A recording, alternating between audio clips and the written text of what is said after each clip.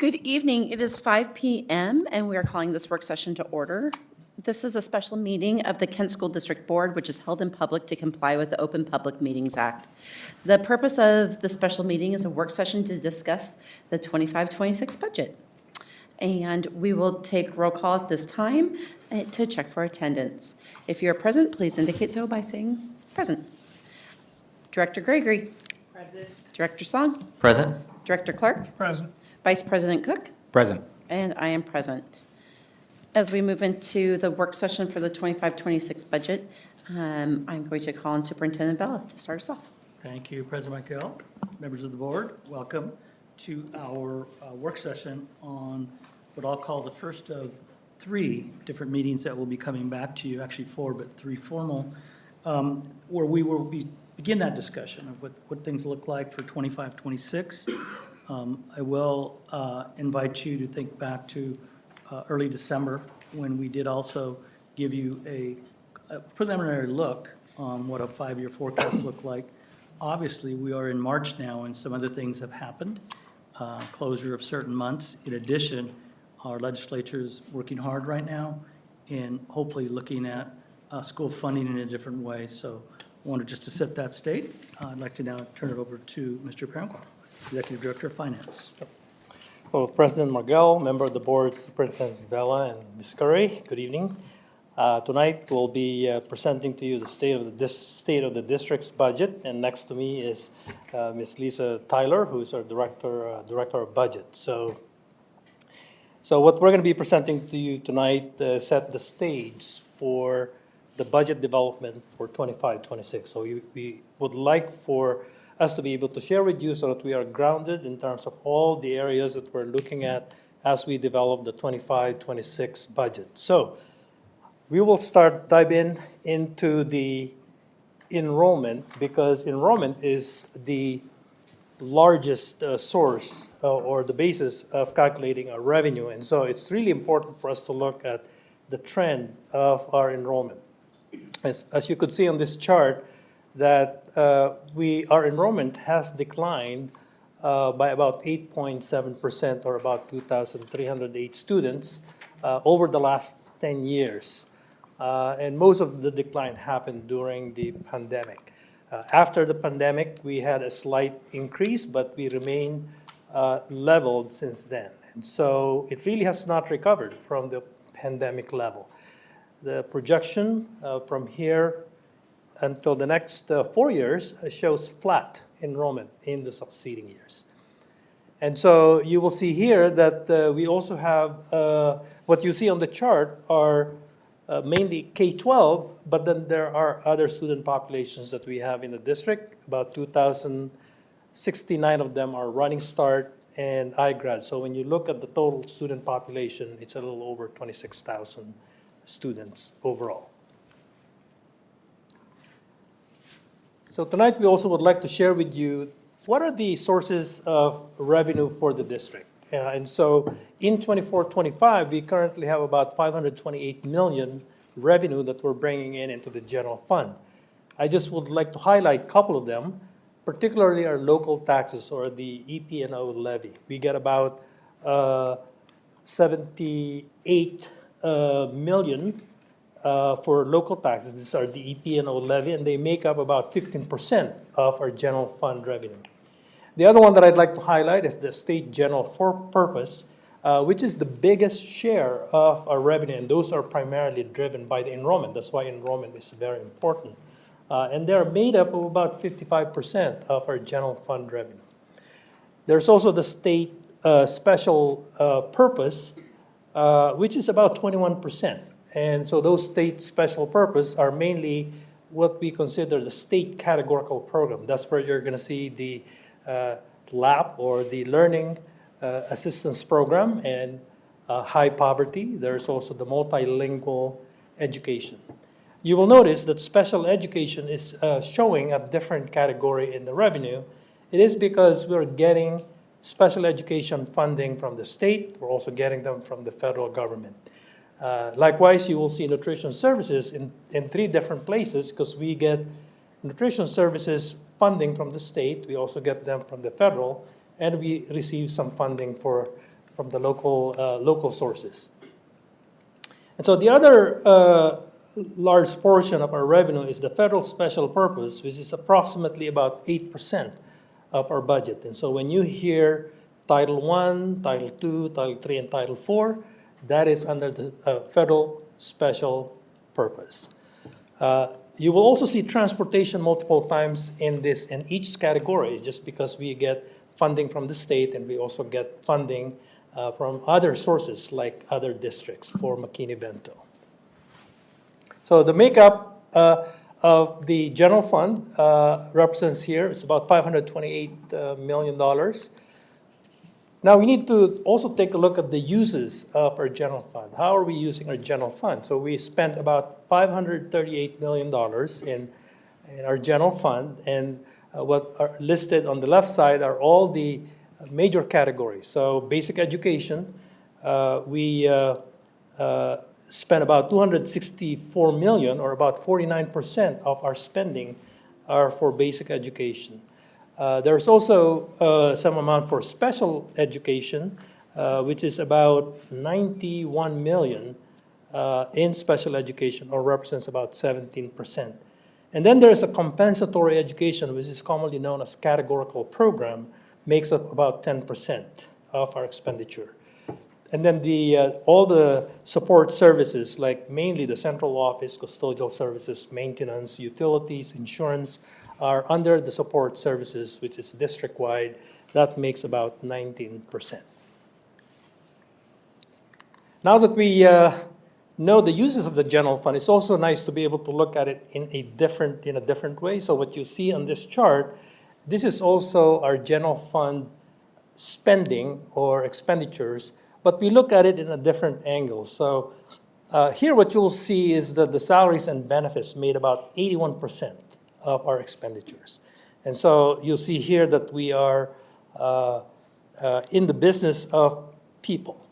And so you would see also on the left side what are the makeup of our staff.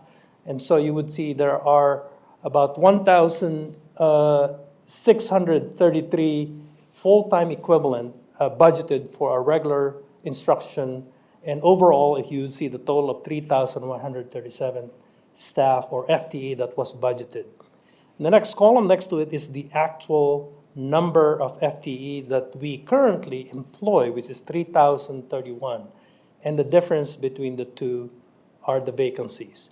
Now, they're vacancies, but they are not necessarily vacant at this time. We actually fill them with substitute. In some cases, we fill them with agency staffing.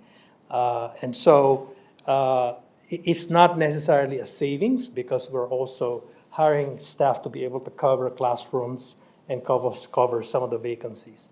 At the bottom part of this, you will see them in a different angle. Still 3,137 FTE budgeted and 3,031 currently on payroll, but it tells you how many are the certificated instructional staff, how many are certificated administrative staff, and how many are classified staff. So just want to be able to show you how many percent are labor and how many percent are what we consider MSOC. Now that we know about the sources and the uses of funds, I think it's important for us to look at what is the state of our ending fund balance. And you would see here on the on the left side, the bar chart, that our ending fund balance are pretty steady for the last couple of years. And I think part of that was because in the last 3 years, we have been getting a significant amount of ESSER funding, at the tune of about $30 million every year. Well, that ESSER funding is no longer here, and so we're not getting any more ESSER in 24-25. The line chart on the right side, you would see the percent of our undesignated or unassigned ending fund balance. I mean, it's really important to measure that, just because we have a policy number 6022, that we shall maintain a minimum of 5%. And so you would see on the line chart that we were able to maintain a good amount, a good percent of our unassigned ending fund balance, with the exception of 23-24.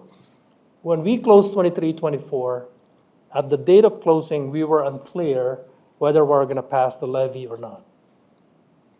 And at that point, it is really important for us to set aside some amount. In the event that it fails, we set aside $26.5 million. But then right after we close the books, election happens, and then we realize that we passed.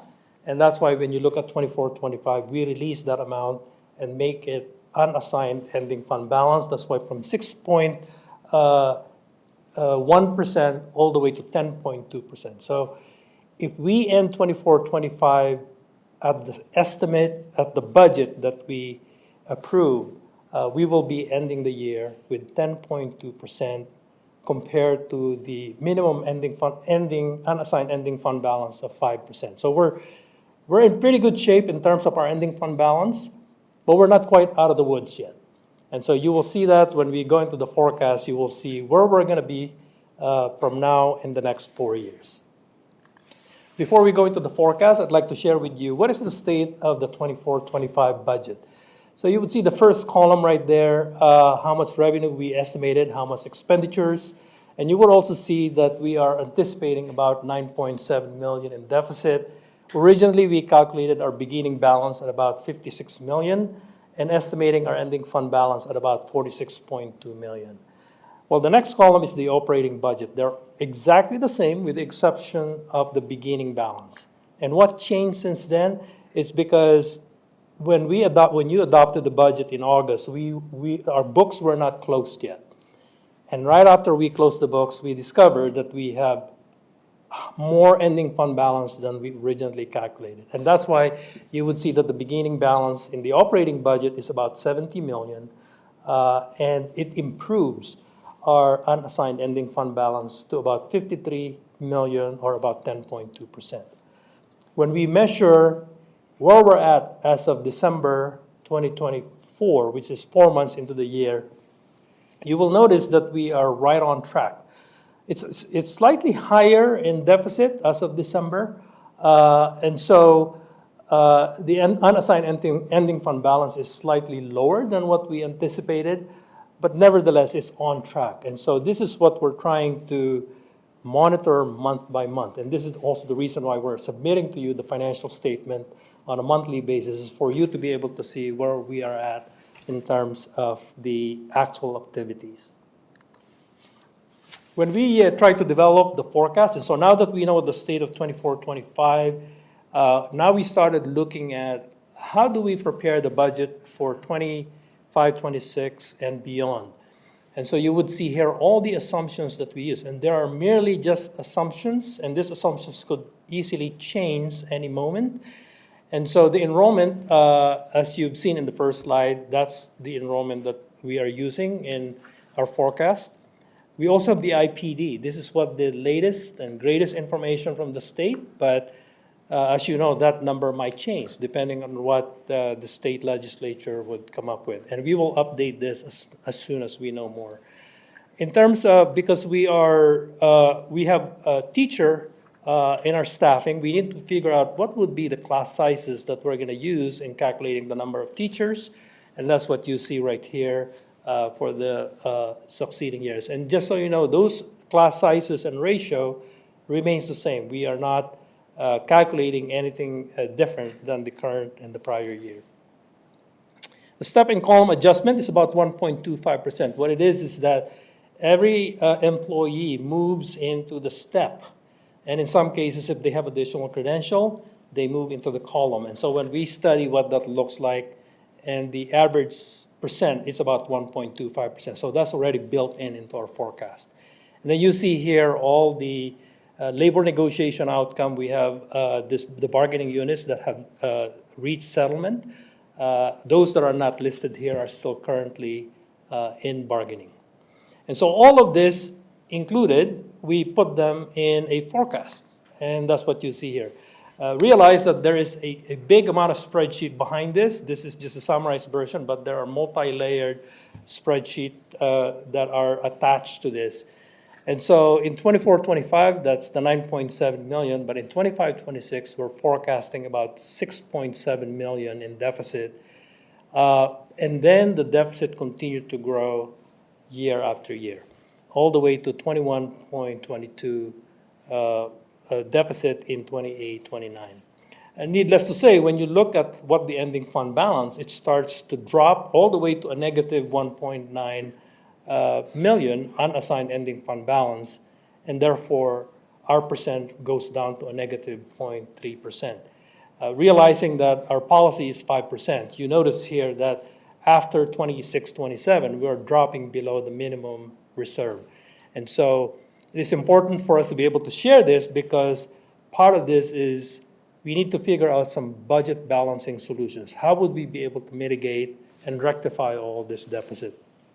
And so in our previous presentation, we shared that there are 3 strategies that we're using right now in sequence.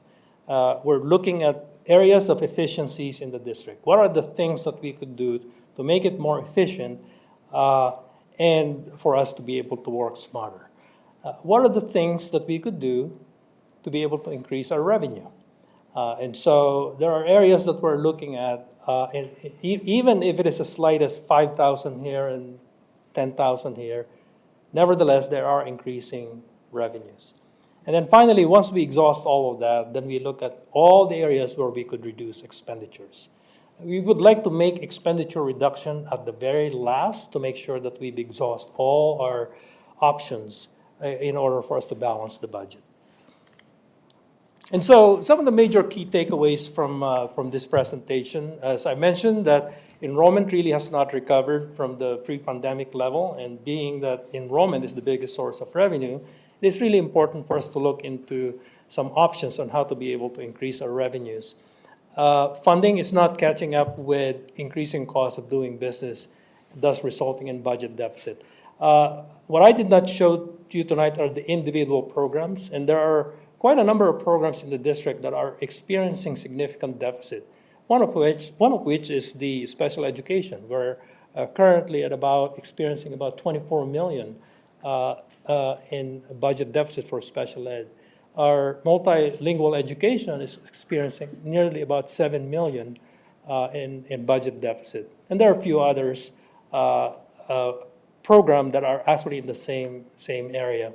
And so, but the cost is not going down. The cost of doing business keeps going up, and the revenue that we're getting is not catching up. And then the state and federal funds may be at risk of reduction. We've been hearing on the news what the threat into the title programs, and that has a direct impact to our district and every district in Washington. On the state program, we're experiencing decline in our free and reduced lunch application or eligibility. That has a direct impact into our lab program and a few other state programs. The structural deficit, it will drain our ending fund balance, as you've seen in the previous slide. And so we need to implement budget balancing solutions, as I mentioned earlier. One of the things that we want to bring to you as a consideration is our minimum unassigned fund balance. Right now, our operating cost per week is about 10.3 million. Any given week, on the average, is about 10.3 million. A 5% minimum unassigned ending fund balance is about 25 or about $26 million. So if you do the math, it takes about 2.5 weeks to be able to use up our 5%. And so what we would like for you to consider is to think about, is 5% sufficient, or should we consider something higher? And what we are looking at is what would a 10% look like. It would be about 52 million, and it will cover at least 1 month of operating cost. This is also a rate that our auditor suggested. It's not a requirement, but they said, if you're able to maintain a 10%, you will be in a good place. Realizing that it's hard to be able to get there, but that is a place that the auditor would like for us to consider. And so now that we have this, our next steps would be, we will be providing to you a budget update on May 14th.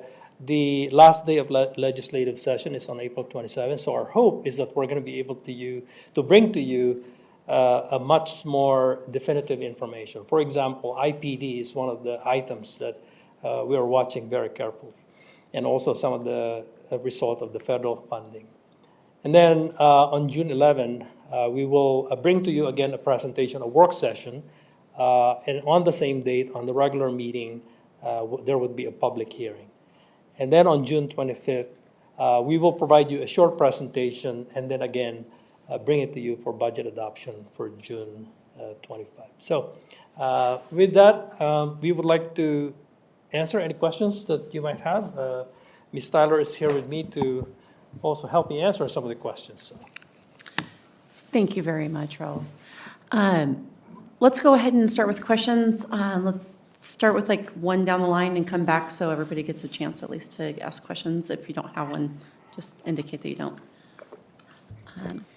So I have a question on class sizes, and I know that's always heartburn for parents. Have we ever modeled decreasing what the impact to the budget would be if we decrease those sizes? Because then the ratios, you would have to have more staff and everything. I'm just curious if we've done that. I'm Yes, not we saying did. we need to do that. I just would like to know. Yes, we do have a model that we could create all sorts of what if. Right. What if we lower it down by one, a different grade span? It would provide us the result, and it would save us X FTE. So we do have those models in place. Okay. Dr. Song? Hi. So my question with the special ed, because special ed takes a lot from the general funds, where we already know that there's under and lack of funding for it. But I also know that there's a lot of fees that are associated with things like compensatory ed, legal fees with being challenged because certain programs and laws and policies are not being followed. I'm not saying that our district specifically, but I do know there are cases. Is there a way that you guys can present the aggregated data of how those funds are being distributed under the special ed umbrella? Yeah, we could certainly dig into that and bring it as a future presentation, yes. Okay, yeah, because just to go along with that, I am curious to see what our current policies look like and the way that we address and approach some of the special ed requests that we're getting throughout the district, and wondering if there could be any kind of procedural or policy-related changes to either help streamline that process a little bit better so that we can avoid having to encounter some of those additional expenses. So yes, we will include that in our future presentation. Definitely, I appreciate that. In addition to that, we're always monitoring the cost increases. You heard Mr. Paragon talk about that in 23-24 is $24 million in general fund. That number, if you looked at the 4 years previous, were a lot less. So we're anticipating that 24-25, this current year, is going to be more than that. And I just say that in addition to your question of legal fees, the costs continue to increase. So that together is something that we would have to be also cognizant of. May I ask a follow-up question? On special ed, we do have the new directive where they're going to be older, right? They're going to be eligible for the program into that older. Have we modeled that into this new budget? Yes. Okay. Yes, they are included. Dr. Clark? I'll open with a statement. I will bet my legislative rep credentials that the session will not end on April 27th. And grimly, of course,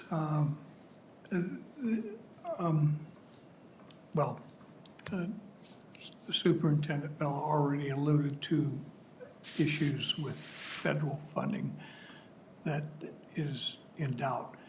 But it raises a question in terms of if the state does not give us the expected help and we're still running deficits, particularly in special ed, the question becomes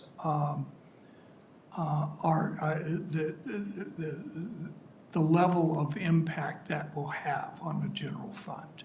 So for argument's sake, just asking the question, if there's no change in special ed income, based on projections, what are we looking at next year? Well, so I don't have the specifics of them right here. I do have them in my model. But you could just imagine that if there is no change in revenue and the costs are continuously growing, as I noted in simply staffing, right? So because most of our costs are in staffing. There is a natural increase immediately of about 1.25% for step and column increase. What we're also experiencing here in 24-25 is that we have been seeing a lot of excess costs, meaning like high cost cases. And that's why when you look at your December financial statement, you would see an increased deficit in special ed because of those high cost cases. And so assuming that the revenue would stay the same, there is a natural increase in cost. And what we're also finding is that the number of student population is not dropping, it's actually increasing. And so between the increased cost and the increased number of population, you could imagine that the deficit will grow exponentially. Thank you.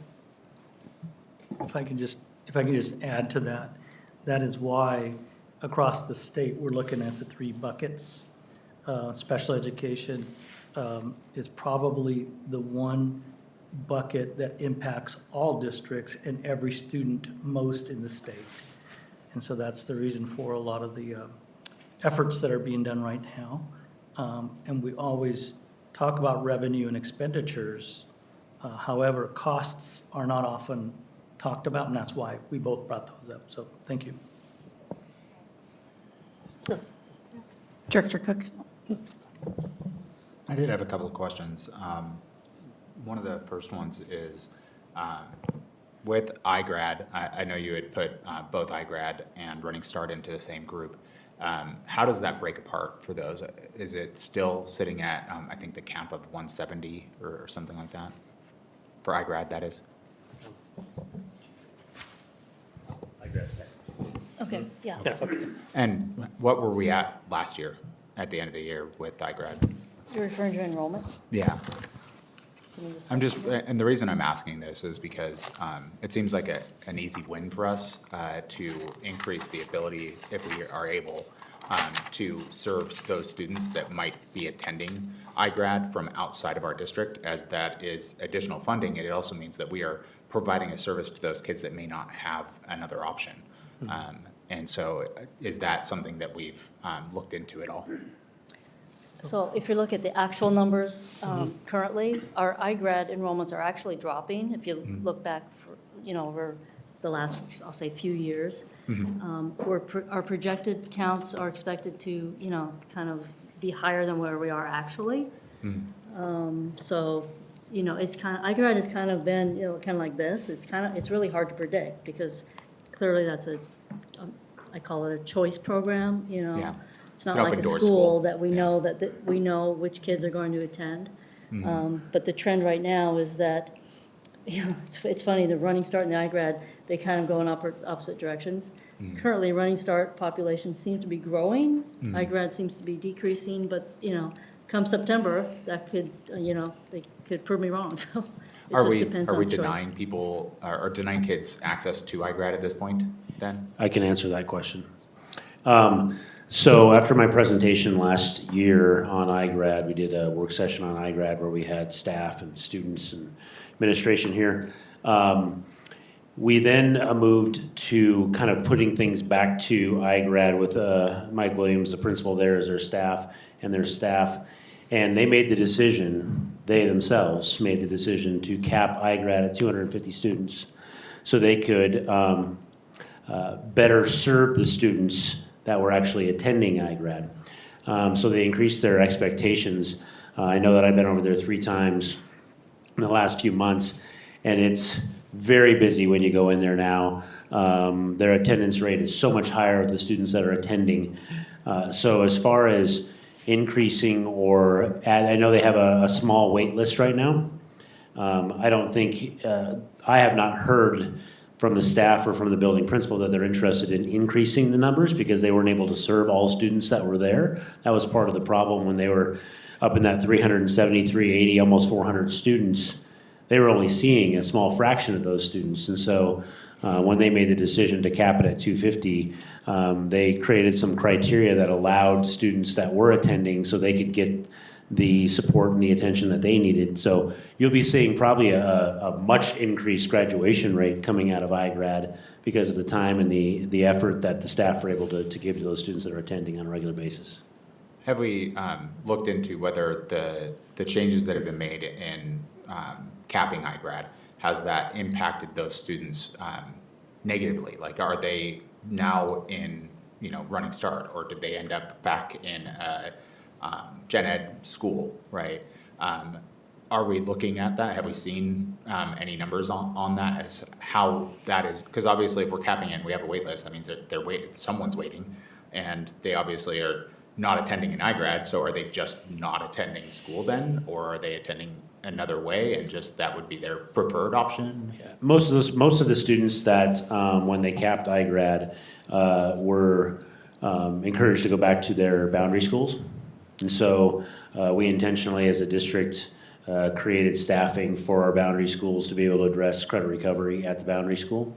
I don't, not off the top of my head, but I can tell you that I know we have data, so we could probably create some sort of, whether it's a presentation or a white paper or something like that, to be able to say, when we capped it, we had 170 students that were sent back to whichever schools, and here's how they're doing. I mean, it would take a little bit of time to dig into that, but that's something that we should have because we track all of our students. Yeah, I just think it's important that we try to keep it as a true open door school. The fact that we cap it, to me, seems problematic because of the purpose of that particular school is to be that catch-all for all those students that don't feel like they fit in or feel like they can be successful in those gen ed schools.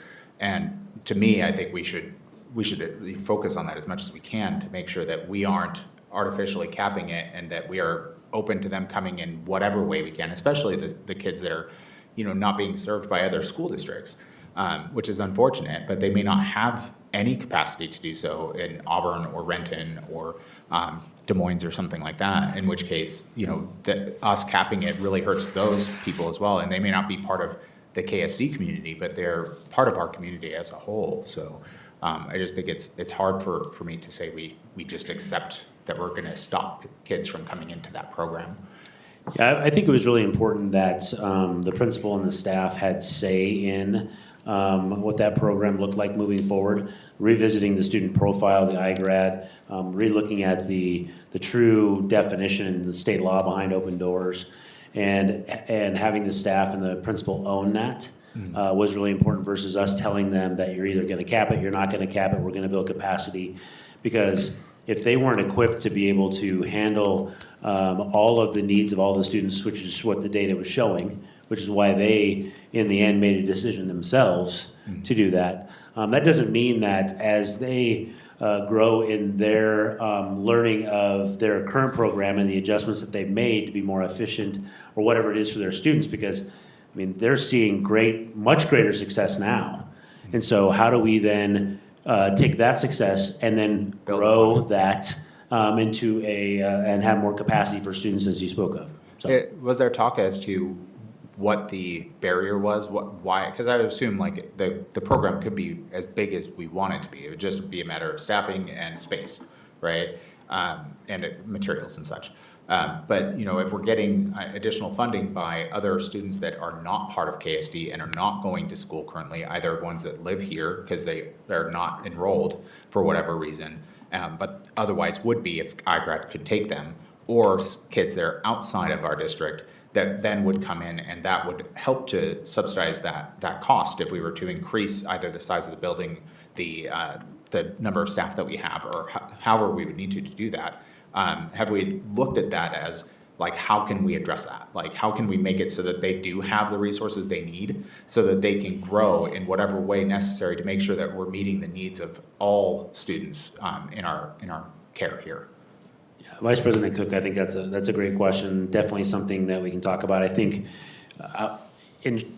recognition of time and everyone wanting to ask Yeah. questions about the budget piece versus just iGrad. no problem. Maybe we can move an iGrad conversation to a different opportunity, and that way we can bring in iGrad staff and we can really get into some of those questions that they That'd be can great. answer as well.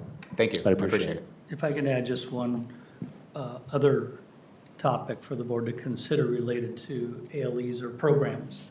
iGrad was started for a specific purpose, we talked about that. But as it relates to the budget, keep in mind that students that come to ALEs or programs come with also student needs.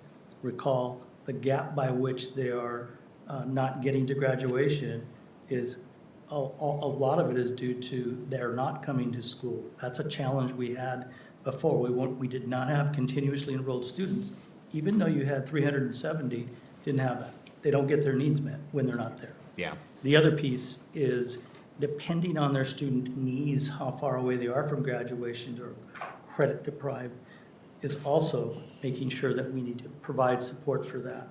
And then the biggest part that I think Director Song brought up about special ed, many of them come with those needs, and sometimes those needs will require additional time, and resources that we just talked about continue to increase, whether they are at iGrad or another school. is the special education funding, is that tied to increases in our funding as well when they come in due to the other pieces? of Tied that? specifically to their IEP. Yeah. And the services they need. Okay, because I know that our costs would increase, but so would our revenue, no? But they don't balance. Well, it's not perfect balance, but it is No. adjusted somewhat. Well, We I mean, already we're count them as an enrollment. 16 million short. I wouldn't say that balances. Well, no, They I'm count talking as a student. specifically for special ed. Yeah, they count as a student. Yeah, And then on top of that, there are the services they need, which is a cost that we're asking for in one of those buckets we talked about. I see. Thank you. Actually, I'm going to talk a little bit more about shortfall, and I think it's interesting how we frame shortfall. We talk about shortfall in special education and kind of other programs, but we have a fixed budget at the end. We have a fixed number of students. Special education, in the end, we're going to fully fund it, but we have to fund it taking from the general funds. So what I think is interesting is our shortfalls in general ed, right? I mean, in the end, we have to fund special ed, so we take the money from the bucket of general ed, so it is every single one of our students in general ed that has the lower amount of money that's able to be dispersed amongst that group. Am I seeing that correctly? Yes, so we, absolutely, need to provide those services, the services to our special needs students. Unfortunately, the federal and the state government has not provided sufficient funding. But we must provide those services. It's our moral obligation to provide those services for our children.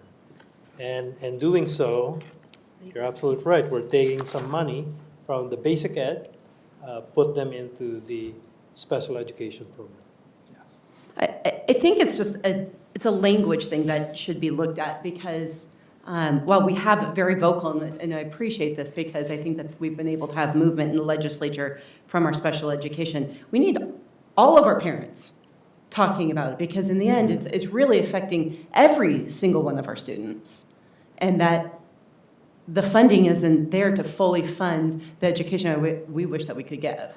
So, Can I also add, not only do we have a moral obligation, there's a legal one for special ed. Yeah. And then you bring up a great point, President Margell, in that just last night I shared in our superintendent's chat that the dollars that aren't being, we're not fully funding special education with the state or federal level, that has to come from somewhere.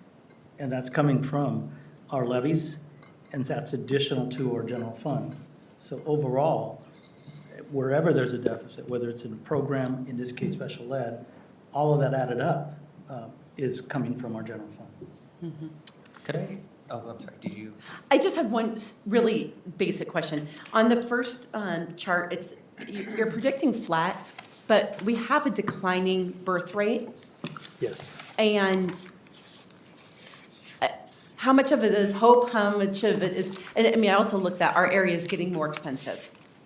I mean, I look at the housing that, it used to be that you could be a first-time home buyer and buying a house. Now, it might be a second or third home maybe that you're working up to, and so you're getting older students, or even people, you know, that maybe their kids are out of the house, or, and so how does that change the demographics, and is that put into that first chart? Because it feels like there should be a bigger impact of a declining birth rate and the rising of the expenses within the district. So, I mean, the methodology that we use in projecting enrollment is we use the birth rate as one of the factors we look at, birth rate 5 years ago. But we also look at the exits. So we look at the 12th grade exiting. And then in between, we look at the cohort survival from kinder to first to second, second to third, and so on. And so we establish that rate year after year based on history. How many first grader move? How many kinder moved to first, and how many first moved to second? And so the methodology is such that when we do it, it actually shows a flat enrollment. What is not included here are some of the other factors that we're hearing in terms of, like you said, real estate cost. What is the impact on the current executive orders that we're hearing? What is the impact on enrollment? Those are not factored in here. And so it would be very interesting this year, come October, what the number would look like if we remain flat or not. Just a quick follow-up on that. I think if you were to expand this bar graph out maybe another 5 to 10 years, you would start seeing the decline, because our current students are still matriculating through the district. Sure. And so, yes, we're having fewer kindergartners come on board. Yep. But the current, our current students are still, so, 6 or 7 or 10 years down the road, those guys will have graduated. And so, we'll have a new set of lower students I have from another, grade K to 12. point on that question. I've been attending the Kent 101 course that they've been doing down at the Kent City Hall. And one of the things that they mentioned about this is that it's not just the birth rate that we're looking at, because Kent is the only location in all of Washington that's growing their business side. So our commercial businesses are growing. That encourages people to then move into our area. And so even though we may have a lower birth rate, people are choosing to move here because it is still cheaper than living in Seattle, Bellevue, living anywhere north of here for the most part. And so we're pretty close to the furthest south you can live while you're still in King County and still work in the area. We actually have a net positive people coming into Kent for work. And so all of those factors, I think, are included in that projection as well, I would imagine. And I agree with that, and I actually, for kindergarten projections for going into 25 and 26, I actually did add, start with the birth rate calculation, and then I did add, because we saw last year that our actual incoming kindergartners were slightly higher than what the birth rate data drove. So, I was a little less conservative than I normally am, and I boosted my kindergarten number up, a small amount. So, so I agree. There's Has other that been factors. historically the case normally, or is that a No, newer thing? actually, the birth rate has proven pretty true, but since COVID, and the unknowns, we're starting to get back to a normal, I think, but, who am I to say that? Right. What I was going to say that I got interrupted was, thank you very much for the comments. And I think last night at River Ridge at our superintendent chat, they definitely brought up the concerns over executive orders and the effect that will have on the population. So I appreciate you bringing that into the conversation. Director Gregory, no questions? Director Song. Yeah, I guess 2 small questions. One is, I know last year we had work sessions with Covington and also with Kent. Are there plans for us to do additional ones, or at least listening sessions? Because I'm also curious about just the changing landscape of our region, where a lot more of the land here is being utilized for commercialization of warehouses, which does take up occupancies to build housing. And so when we look at all of that data, although we have the influx of more, I guess, people coming to Kent, how many of the numbers are actually leading to new residencies and future forecasting of that? And so is that data also being taken into consideration of 10 years down the road? Are we seeing that there's going to be a new 300-unit complex being built? And so just curious to see how that's going to be factored in. And the second question I had was, when it comes to our external contracts with outside service providers, does that fall under compensatory ed or community service or other instructional programs? Like if we're contracting with a staffing agency for paras, what part of the budget is that broken up into? So if the contract is for special education, it falls under the special education instruction, which I think more likely when we contract for agency staffing is mainly for special education program. And so that falls under the special education instruction, which is about 90.5 million, as noted here. And is there any internal auditing process that we go through to test the efficacy of those contracts? I ask because I've been in many districts where usually we're paying these astronomical rates for warm bodies to sit there. And I've seen in multiple cases where even though we've contracted out these services, school resources are still being utilized, emergency services are still being utilized. And so in some circumstances, I'm not seeing a benefit to having some of these existing contracts with these agencies. And so I'm just curious, with our protocol and procedures, do we have any of those systems in place? Dr. Song, are you referring to inclusive education? Yeah. Okay.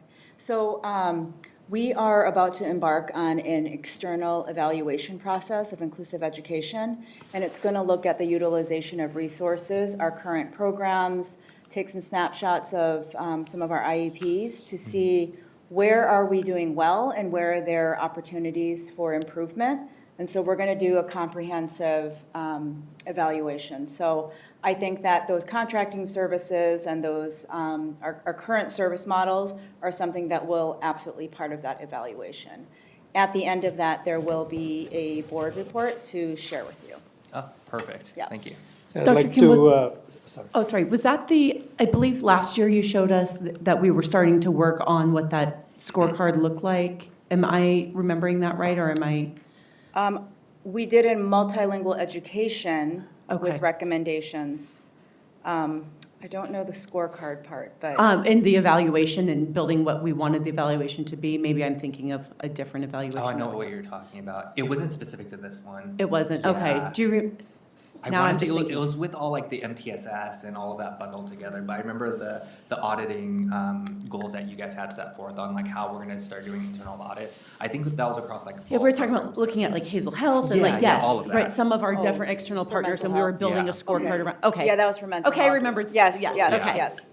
But I just want you to know that we have an outside evaluation taking place Okay. that I think is going to answer a lot of these questions related to our special education services and opportunities for improvement. Okay, yeah, because that's Yeah. a large chunk of money. Yeah. And I'd like Thank to you. respond to your first question the about contract. the student generation. So you mentioned about some of the housing development and how could that be impacting our enrollment, our student population.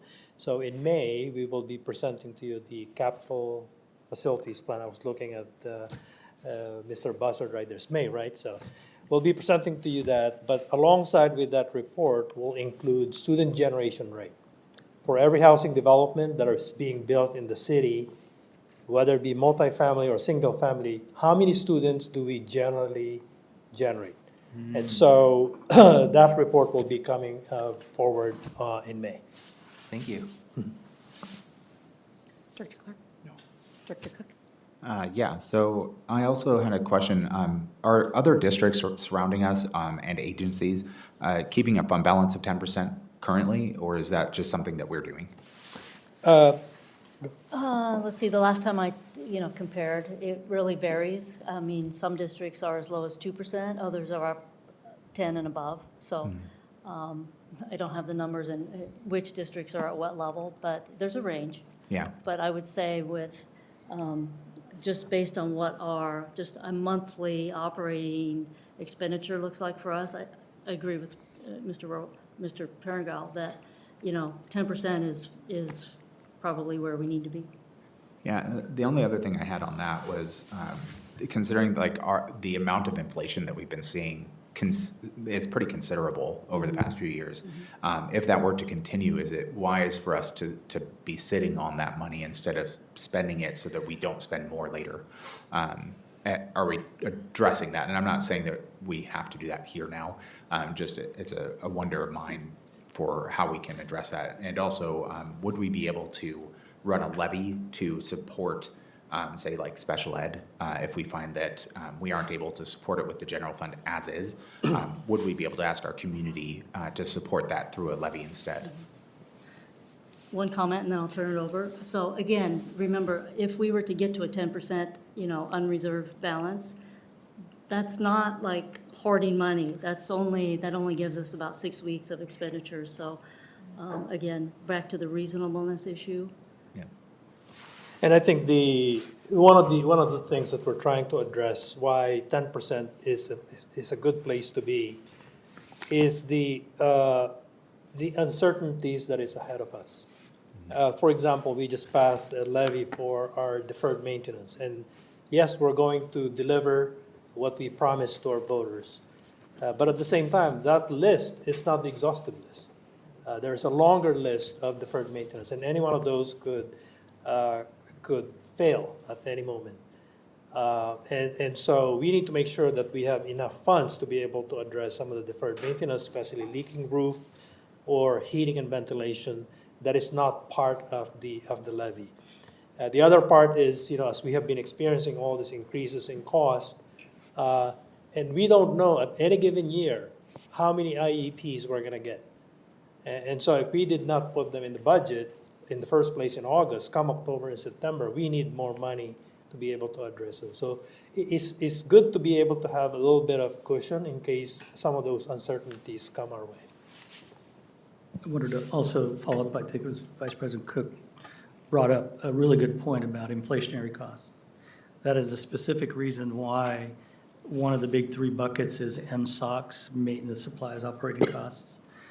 Currently, House Bill 1338, that is a bucket that we're looking at, that if you look just across the whole state, $1.3 billion that districts are having to come up with just because we're not keeping up in that formula for MSOCs in our schools. So you can think about that when we do have a fund balance, when we do need rainy day costs or funding that we have to go to. It's an interesting phenomenon. I'm looking at that right now, that House Bill 1338 is actually been dwindling down quite a bit as it goes in the House and Senate. Doesn't look good right now. And so, which speaks to even more of the reason why we need to have a fund balance that's healthy in the event of that emergency. About the levy, are we able to do something like that? If we see that that's a need, is that something that we can do? Yeah, I'll maybe have, Wade or the superintendent to comment on it, but before we do that, I just want to let you know that when I tried to analyze the unfunded amount by the state compared to the levy that we're getting. So we're getting about $78 to $80 million. But if you try to tally how much the shortfall is, how much is the needed amount, it's over $111 million compared to the 78 to 80 million that we're getting. And so to your point, is there an opportunity for it? Absolutely. But, and then we will be able to use them because as it is right now, it's still short. I can speak to the levy piece. Part of our educational programs and operations levy, which is the EP&O levy, that helps support programs, not just things like athletics, extracurricular activities, but also programs that we have in our school, programs that also can be considered as special education and things like that. So a big part of the EP&O levy allows us to increase staffing in certain areas, helps support staffing in certain areas. So It could be that we could consider going out for, depending on what we're allowed to go out for, a larger EP&O levy that could potentially have money a little bit more earmarked towards supporting special ed and offsetting those costs and things like that. We'd have to look into that, but that's part of the EP&O levy. Yeah. Not a big part, but is part. Yeah, I mean, we did have that pass, you know, when our maintenance levy didn't. And so it just, you know, I see that our community is willing to spend the money when we ask for it. And, you know, I don't have a lot of faith in our federal or state government fixing this problem. So I'm just trying to think away from that. You know, how can we address it ourselves? Yeah, no, I appreciate that, Vice President Cook. The other piece I wanted the board to consider too, as it relates to levy lid and LEA, two different things, but they need to come together. If you haven't noticed, there are property-rich school districts that have a lid. We are one of those. So to your point about, you know, there is a lid, there's a certain amount that we can ask for. And we're trying right now at the state legislature to try to lift that lid, because there are districts that are more property-rich that can ask for more. And that's an inequity that we see, and that totally impacts special education, among other things. And so those two are not looked at as popular in the legislature right now. It doesn't mean that we don't stop trying to push for equity and making sure that districts that are not property rich can lift that lid, but how much, right, is kind of what we're doing. So I appreciate the question. Thank you. I'll probably have the last question. Continuing on about ending fund balances, looking at the state auditor site and looking at all of the different school districts and where their rating is based off of things, the one area that we're showing red in is a declining fund balance. And what I really see is they have a kind of recommended line at the 60 days. Yes. And so, 10%, just to point it out, is 50 days. I cannot imagine what that would feel like people having, that's really, you start living paycheck to paycheck. But as a district that has thousands of employees that count on us being their paycheck, we can't live paycheck to paycheck. We need to have that fund balance, and so just concerns about getting that down to a place where, any way south of the 10%, it just, I think it's actually, we're at 48 days, is 49 days is much lower. It starts getting, I'm sure that gets kind of scary for you too. That was my comment about ending fund balance. My question, one question, and maybe I'm just reading this incorrectly. 24-25 budget, there's no section for restricted fund balance? Yes. Could you, and maybe you covered this and I missed it, could you cover that again for me? No, I did not cover that. So if you look at the bar chart, you see the orange from 2019-20 all the way to 23-24. That represents the restricted fund balance. Entering into 24-25, we assume, and those were kind of like the unspent categorical funds, and like, for example, LAP and LAP high poverty, CTE, unspent dollars that we roll into the next year. Well, going into 24-25, it is our assumption that we're going to spend down those amounts. And so since we are still midway through the year, we are still working through spending down those dollars. And that's why you don't see them as our projection that we're going to end with 0 CTE and 0 LAP at the end of the year. Now, having said that, it may very well end with some unspent money that we could, again, roll into the next year. But we won't know that because we still have quite a few more months to go. Okay, so what I'm hearing, just to make sure I'm understanding this correctly, is that we expect to spend the budget that we put the budget out. Yes. And because of that, we're not expecting to roll over dollars, we're expecting to spend the budget Correct. as we made the budget. Okay. Yes. That makes sense to me. Okay, well, we got 2 rounds in, and it is 5:59. We are adjourning this work session for 30 minutes. We are moving into a executive session. The purpose of this executive session is to discuss the performance of a public employee, potential litigation, and/or the legal or financial risk of a course of action. We will see you all back here at 6:30. Thank you.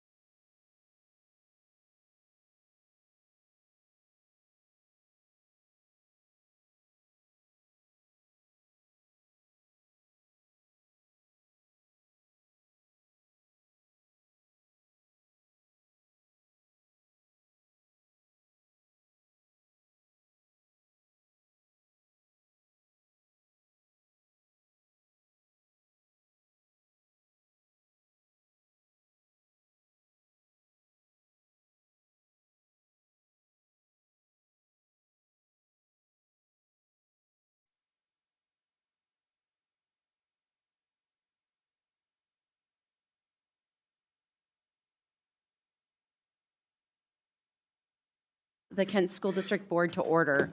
We will call a roll call of our board members. If you are present, please indicate that by saying present.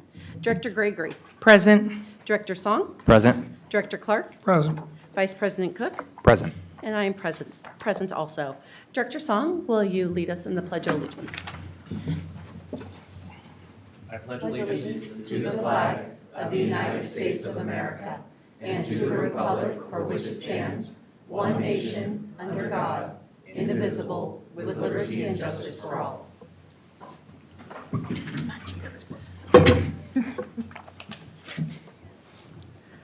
Welcome on this little bit drizzly Wednesday evening. This is a meeting of the Kent School District Board, which is held in public to comply with the Open Public Meetings Act. We welcome the public's participation in the board meeting and thank those of you who have come to this meeting and those who are viewing via our live stream. The purpose of a board meeting is for the board to conduct its business in public. During the meeting, the board will listen to but not respond to comments from visitors. Whether made verbally, in person, verbally, on video, or written, comments are limited to a total of one per person per regular board meeting. One additional comment per person may be submitted for a public hearing topic if there's a public hearing on the agenda. All forms of public comment are subject to Chapter 4256 RCW Public Records Act. The public may comment at regular board meetings in a manner authorized by state law. All comments must adhere to Policy 1420 and Procedure 1420P. If you wish to make a comment to the board, comments forms are available for completion prior to the meeting and must be turned in no later than the beginning of the legislative report. No forms will be accepted once this report has begun. Comments are limited to 3 minutes. Public comments may be heard after the agenda review. Students will be the first to speak on any topic during the student voice portion of the agenda, which takes place immediately following this opening. General public comments from non-students will be heard during preliminary communication from the audience. Any remaining comments, whether from students or non-students, will be heard at specific agenda items and during final communication from the audience. Student comments will be heard first on any topic. Please state your first and last name prior to beginning your testimony. Abusive public comments personally directed towards the board, staff, or students will not be tolerated. The use of specific names or personally identifiable information of board, staff, or students is not allowed. Board members or KSD staff members may interrupt or terminate an individual's statement when not adhering to Procedure 1420P. All comments, whether verbal or written, must adhere to the standards of civility as defined in Policy 1400, Meeting Conduct, Order of Business, and Quorum. If you are seated in an overflow room, there's a brief delay in the live stream audio. We will allow extra time for you to make your way to the boardroom after your name is called. Individuals with items for the board or superintendent must provide them directly to safety services staff. Approaching the dais during the board meeting is not allowed. Any items turned in will be provided to the board and superintendent following the meeting. Director Cook, could you read our land acknowledgement? Yes.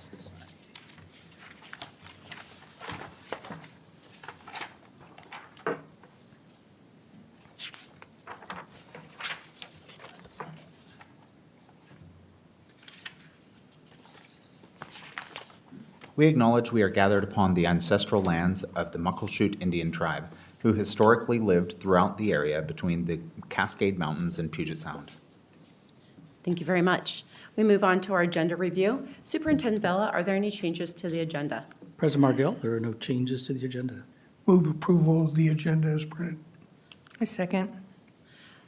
We have a motion to approve the agenda as presented, and that has been seconded. We are now open for discussion.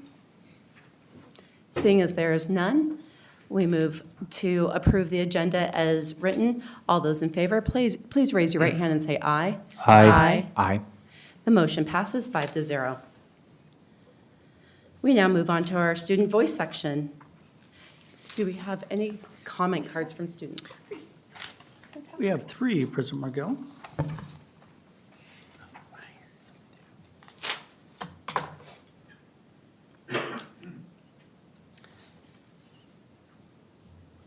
The first name that we have is Zachary Gobin.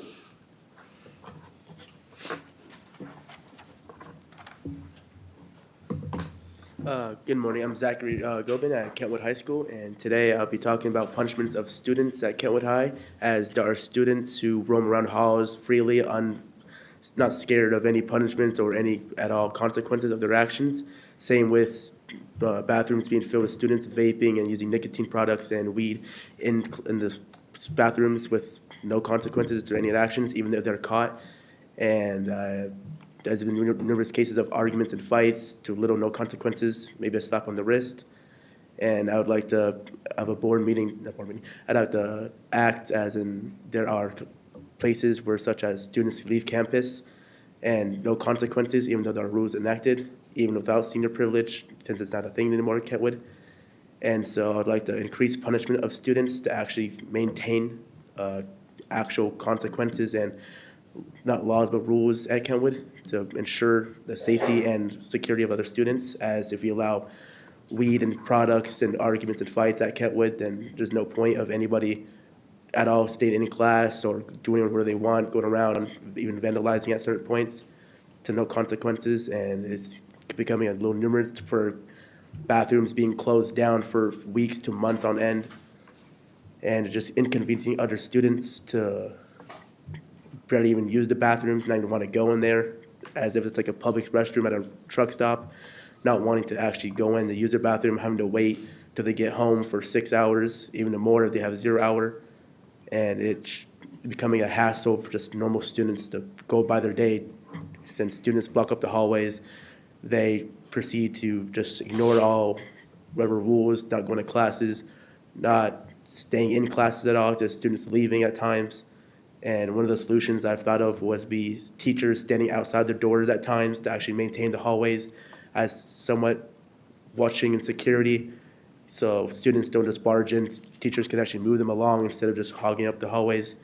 Admins periodically checking bathrooms more regularly, and instead of locking down the bathrooms for months on end, actually punishing the students and stopping them from increasingly use that as their own vaping and weed den. That's all. Thank you, Zachary. Our next student speaker is Guy Magno.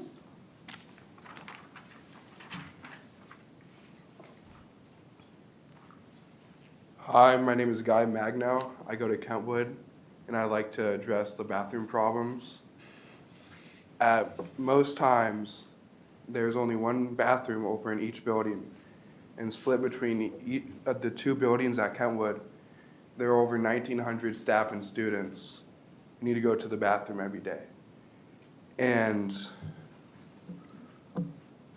the upstairs bathroom, the annex, has been closed for about 2-3 years. And even today, both bathrooms in the annex were closed due to problems.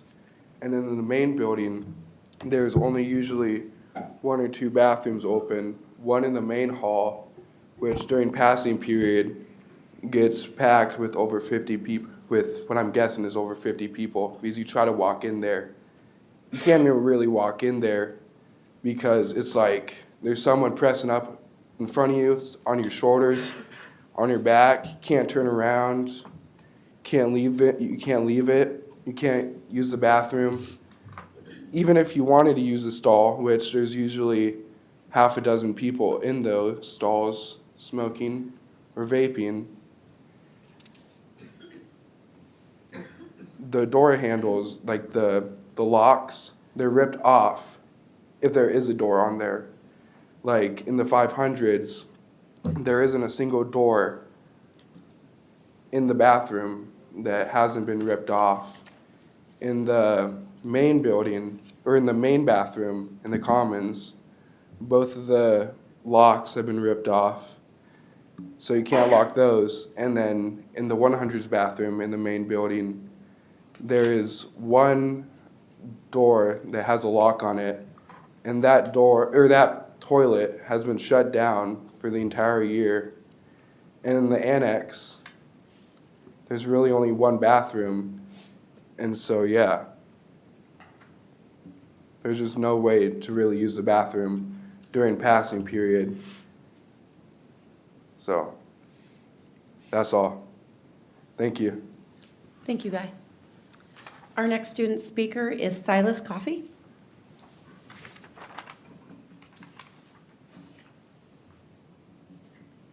Good evening, Board. My name is Silas Coffey. I'm the ASB president at Kentwood High School. Tonight, I wanted to talk about violence and drug use at Kentwood. A few months ago, I arranged a meeting with the Covington City Police Chief, and he informed me of some violence that had occurred on campus in which one student had assaulted another and broke his nose. He was, at that moment, that was a felony, and they could have arrested him, but the school prevented that, and he was let back on campus soon after, which is really hard and kind of disturbing because it seems that safety is constantly promoted at Kentwood and all across the district.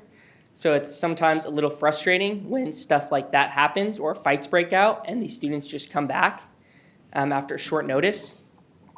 And so one of the issues or something that I think would better help this is if punishment for students or for generally was increased a little bit more, just because it seems that students are just being let off. They're not having any real punishment to their actions. Like drug use, as Guy mentioned, there are many people vaping and using drugs in the bathroom. Today, a fire alarm was set off during second period because somebody was vaping or doing something in the bathroom and it set the alarm off, which interrupts school and is frustrating and annoying because we all have to evacuate and it's just waste time. But as I have been informed, that when students are caught doing drugs, they are given a packet that says, in summary, that I won't do it again and that I understand that drugs are bad and that I shouldn't be doing that and I understand my actions. And then maybe they're given detention and then that's it. And that's also kind of frustrating because it's like they're causing all these problems, like having the bathroom shut down and they're just getting a packet. My suggestion, as I had talked with the police chief, that a drug rehab program had been offered to the school board. I don't know if it was you specifically, but had been offered. The school board had declined. And I think it would be highly beneficial to invite the drug rehab center back because I think it would be very helpful to students to prevent addiction from continue on because I know that drugs are an addiction. And in some cases, these students are struggling with that. And I think a drug rehab program would be very beneficial to helping these students be more successful in school and off campus. Thank you for your time. Thank you very much for our student speakers. We now move on to section 3.0, recognition. Our first one being read today by Director Clark is Education Support Professionals Week. Whereas educational support professionals are involved in nearly every aspect of education, maintaining buildings and grounds, preparing and serving meals, keeping school facilities clean and orderly, assisting in the classroom, providing over 60% of all instructional hours to special education, multilingual education, and opportunity gap students, performing and conducting research activities, providing information technology and media services, administrative support functions and safe transportation, creating a secure and healthy environment, and many other specialized services. And whereas these dedicated individuals who are the backbone of our public education system deserve recognition and thanks for the outstanding work they do for this state, their communities, and the students enrolled in Washington's public schools, colleges, and universities. And whereas there are over 62,000 educational support professionals working with and helping students in Washington's universities, colleges, and public schools. And whereas education support professionals are instrumental in fulfilling the state's responsibility to educate all students. And whereas by supporting the learning environment, education support professionals are crucial partners with teachers, parents, administrators, and school boards. Now therefore be it resolved that the Board of Directors of the Kent School District proclaims March 10th through 14th, 2025 as Education Support Professionals Week. Thank you very much, Director Clark. Our next comment is read to us by Director Gregory, and it's our Women's History Month proclamation. Women's History Month, whereas women of every race, ethnicity, and socioeconomic background have made historic contributions to the growth and strength of the local community, the state of Washington, and the nation in countless recorded and unrecorded ways, and whereas women have played and continue to play critical economic, cultural, educational, and social roles in all areas of life, and whereas women have played a unique role throughout history by providing the majority of the volunteer labor force, and whereas women were particularly important to the establishment of early charitable, philanthropic, and cultural institutions in our nation, and whereas women of every race, ethnicity, and socioeconomic background served as early leaders in the forefront of every major progressive social change movement, and whereas women have been leaders not only in securing their own rights of suffrage and equal opportunity, but also in the abolishment movement, the emancipation movement, the industrial labor movement, the civil rights movement, and other movements, especially the peace movement, which created a more fair and just society for all. And whereas women have served our country courageously in the military, and whereas, despite their contributions, the role of women in history has been consistently overlooked and undervalued in the literature, teaching, and the study of American history. Now, therefore, be it resolved that the Board of Directors of the Kent School District proclaims the month of March 2024 Women's History Month. Oh, it should be 2025. That is a mistake. 2025 Women's History Month in Kent School District, and urges all citizens to join in this observance. Thank you very much, Director Gregory. The last proclamation I have the pleasure of reading, it's Music in Our Schools Month. Whereas the National Association for Music Education has designated March as Music in Our Schools Month to focus the nation's attention on the need for and benefits of quality musical education programs. And whereas Music in Our Schools Month is an annual celebration that engages music educators, students, and communities from around the country in promoting the benefits of high-quality music education programs in schools.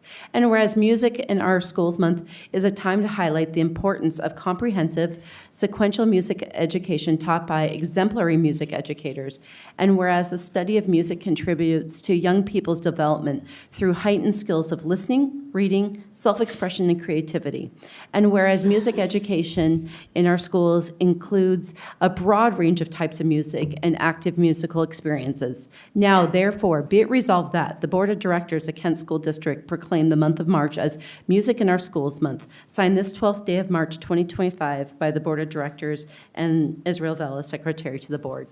And I just want to say a shout out to all of our music educators. You make a difference in our students' lives, not just in the moment that they're in the class, not just in the year of their class, but their entire lives. Music is the sound of our soul, and we are lucky to have you. And just personally, something as a parent, even middle school band, man, they do such a great job. And high school choir, some of my favorite things I get to do as a parent. So thank you very much to our Kent School District musical educators.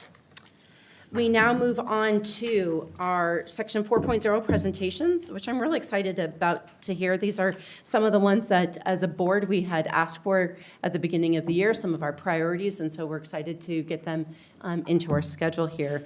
Our first one is on multi-tiered systems of support, and I call on Superintendent Vela. Thank you, President Markell, and members of the board. Excited to be here tonight. I'd like to introduce Dr. Rebecca Kim, our Associate Superintendent of Teaching and Learning, to introduce our presenter tonight. Thank you, President Margell, directors of the board, Superintendent Vela, and Ms. Curry. We are so excited to share our Year 2 priority initiative around multi-tiered systems of support. I just want to take the opportunity to share how passionate I am about seeing the whole child. Multi-tiered systems of support gives us opportunities to not just see our students with an academic lens, a behavior, mental health, but really seeing the opportunities to celebrate the strengths and look at opportunities to support students, whether it's through enrichment or an intervention. So with that, I have the privilege to introduce one of our newest leaders of teaching and learning. Deborah Willisey is a director of instructional integration.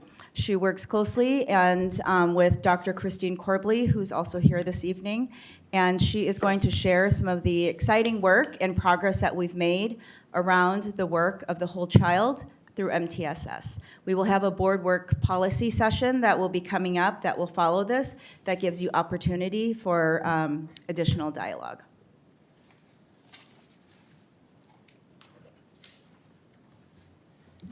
Good evening, President Margell, directors of the board, Superintendent Bella, and Ms. Curry. Thank you for having me here tonight. My team has been working really hard on realizing the vision of the board through the strategic plan. And so I'd just like to share with you our current state, what we've done this year, and where we're headed next. So as usual, we always want to be grounded in our strategic plan. We know that MTSS is called out as a commitment in Goal 1, but I really want to make sure that we understand that it is implicitly stated throughout the other 3 goals. And so having a multi-tiered system of support is really imperative to ensure that we meet the needs of our students now and prepare them for our futures.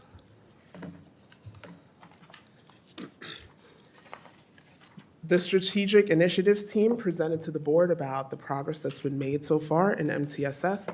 I just want to go back to previous years, or in the previous year, last year, a steering committee was created, and they did a lot of work in defining what the different tiers of MTSS is. They created a vision. We have the definitions of the tiers, the guiding principles, as well as examples of MTSS. And so now our charge is to move the work forward. And this year, we're working towards building a progress monitoring system for MTSS and cumulative. I want to start with our current state and our why. So as I mentioned, this is the vision that the steering committee created, and really focusing on the whole child, as Dr. Kim has stated. We're no longer saying MTSS-A for academics and MTSS-B for behavior. We really need a whole child approach to ensure that we're not compartmentalizing children, and we're really thinking about all the different aspects that make them who they are, and how can we support them in their journeys in school. So with this vision, looking at the differentiated support as well as the intervention and enrichment that we offer students, I just want to make sure that we all are of the same understanding of how the tiers work. So for example, Tier 1, all students should be receiving high quality instruction. At Tier 1, that's differentiated to their needs. And Tier 1 should be sufficient for at least 80% of our students. And once it is not sufficient, then we need to dig a little deeper and figure out what other layers of support students need. That does not mean that they no longer receive the support at Tier 1. As you can see from the graphic, Tier 1 stands throughout their entire trajectory, but they might need further layers of support to help them meet their goals.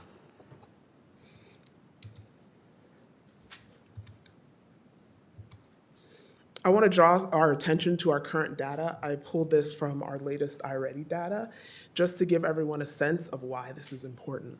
And so if we think about 39% of our students in reading and 30% of our students in mathematics, the Tier 1 supports are sufficient for them, right? When we just talked about 80%, it should be sufficient for 80% of our students. But currently, it's solely sufficient for 39% of our students in reading and 30% of our students in mathematics. And so I share this data so that we can all think through the fact that we have a sense of urgency to have a multi-tiered system of supports to really ensure that we're supporting our students and providing that the supports that they need wholly, not just separated as academics or behavior. It's not shown on this screen, but I do want to draw our attention to 2 more pieces of data. I pulled some attendance data, and right now it shows that 59.9% of our students, Tier 1 is sufficient for them. So they are not marked as chronically absent, right? So I want us to go back to remembering that Tier 1 should be sufficient for at least 80% of our students. Most of you, if not all of you, are aware that we are doing a pilot with Panorama Education to do a SEL survey, social emotional learning survey. We currently have 17 schools in the pilot, all of our middle and high schools. as well as KLA, KVA, and iGrad, and 3 elementary schools. And so we did a fall survey window. We are going to do a spring survey window. But I pulled out one specific piece of data for sense of belonging. And so it has a 51% favorability percentage, which means that the supports that we're doing at Tier 1 are sufficient, but only for 51% of our students in terms of social emotional learning and sense of belonging. So I say all of that to say the data should make us pause and say we need to be urgent about this. Why else do we need to be urgent? In 2021, in the 2021-2022 school year, there was an RCW that mentioned MTSS in relation to dyslexia, and stating that each school district must have a multi-tiered system of support to make sure that we are intervening before a student's performance falls significantly below grade level. Further, in 2028-2029, there will be a change to one of the WACs, specifically in relation to identifying special education eligibility. So there's going to be a change in the evaluation process. So there needs to be a progress monitoring system because the whole goal is to reduce the over-identification of students furthest from educational justice. And so last year, I know I wasn't here, but I spoke with the our inclusive education department, and they let me know that there were close to 700 requests made in Kent School District to assess students for special education services. And so thinking through that significant number and asking the questions of, well, did we follow an MTSS framework to ensure that we were catching students before, quote unquote, it was too late? So beyond compliance, beyond the data, we all have to remember our why, and our why in this work are students. So we need to adapt our practices to ensure that they are supported in the present and prepared for their future. So what have we done? In the February 7th newsletter that you all received, I gave a brief overview of this, and so I would like to explain it further in detail. If you have the electronic version of this, the framework as well as the rubric are linked, but you do have a printed version of the rubric in front of you. Our team started with the Washington MTSS framework, which is split into 5 domains: team-driven shared leadership, database decision-making, family, student, and community engagement, continuum of supports, and evidence-based practices. So we read through that rubric, thought through what the steering committee had done, thought through what does the ideal look like, and we created a basic rubric to think through which schools are in early installation of a multi-tiered system of support, which schools are in initial implementation and which schools are in full implementation. What supports do they need? How do we push it further? If they are in early installation, how do we get them to full implementation? So we created the rubric that you see in front of you, and we tried to make it as basic as possible to start.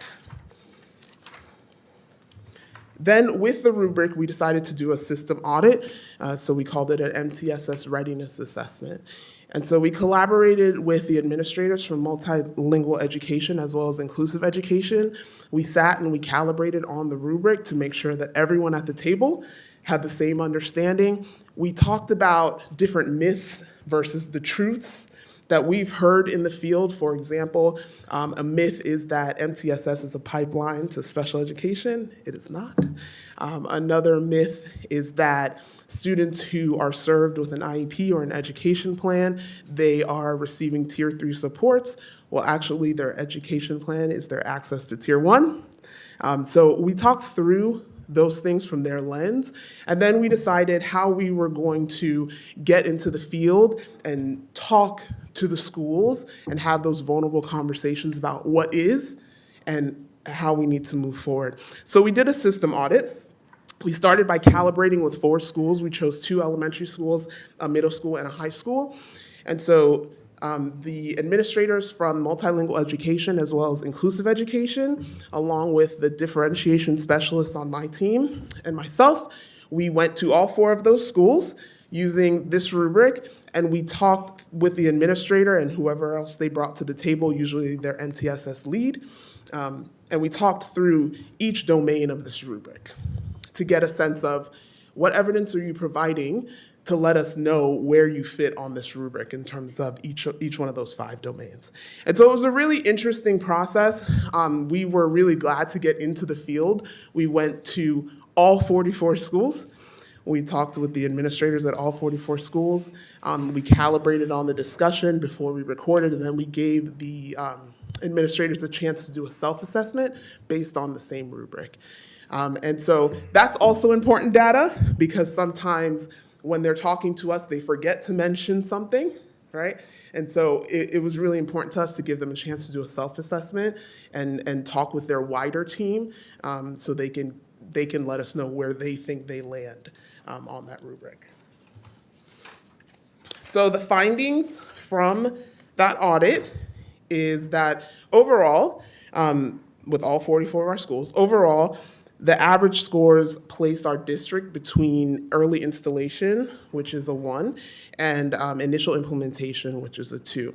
And so these are the calibrated scores from our district team, not the school self-assessments.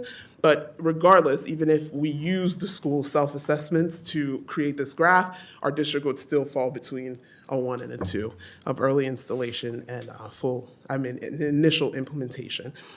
What are we going to do with this data? What have we done with this data? So we've met with the administrators in teaching and learning and calibrated on this data as well. We've talked to the best mentors who serve our year 1 and 2 teachers. We've talked through what does it look like to get to the ideal state of full implementation? What does that mean for you through the lens of the work you do? How do we de-silo and make sure that we're coming together to provide these supports? We're also digging deeper into the strengths of each school. And so, some schools, we saw some practices that we're thinking, how do we scale this for the entire district? So we don't want this to be seen as a I gotcha. So right now, our team is looking at where they're creating feedback reports to share the findings with each school and think through what's a quick win that each school could have and what's something that they could work towards. But we don't want it to feel like an I got you. So what we're doing is we're creating expectation documents, like KSD expectation documents, guiding documents of what that ideal should be and how do you get there before we send the feedback of, what the findings were. So right now, where are we headed?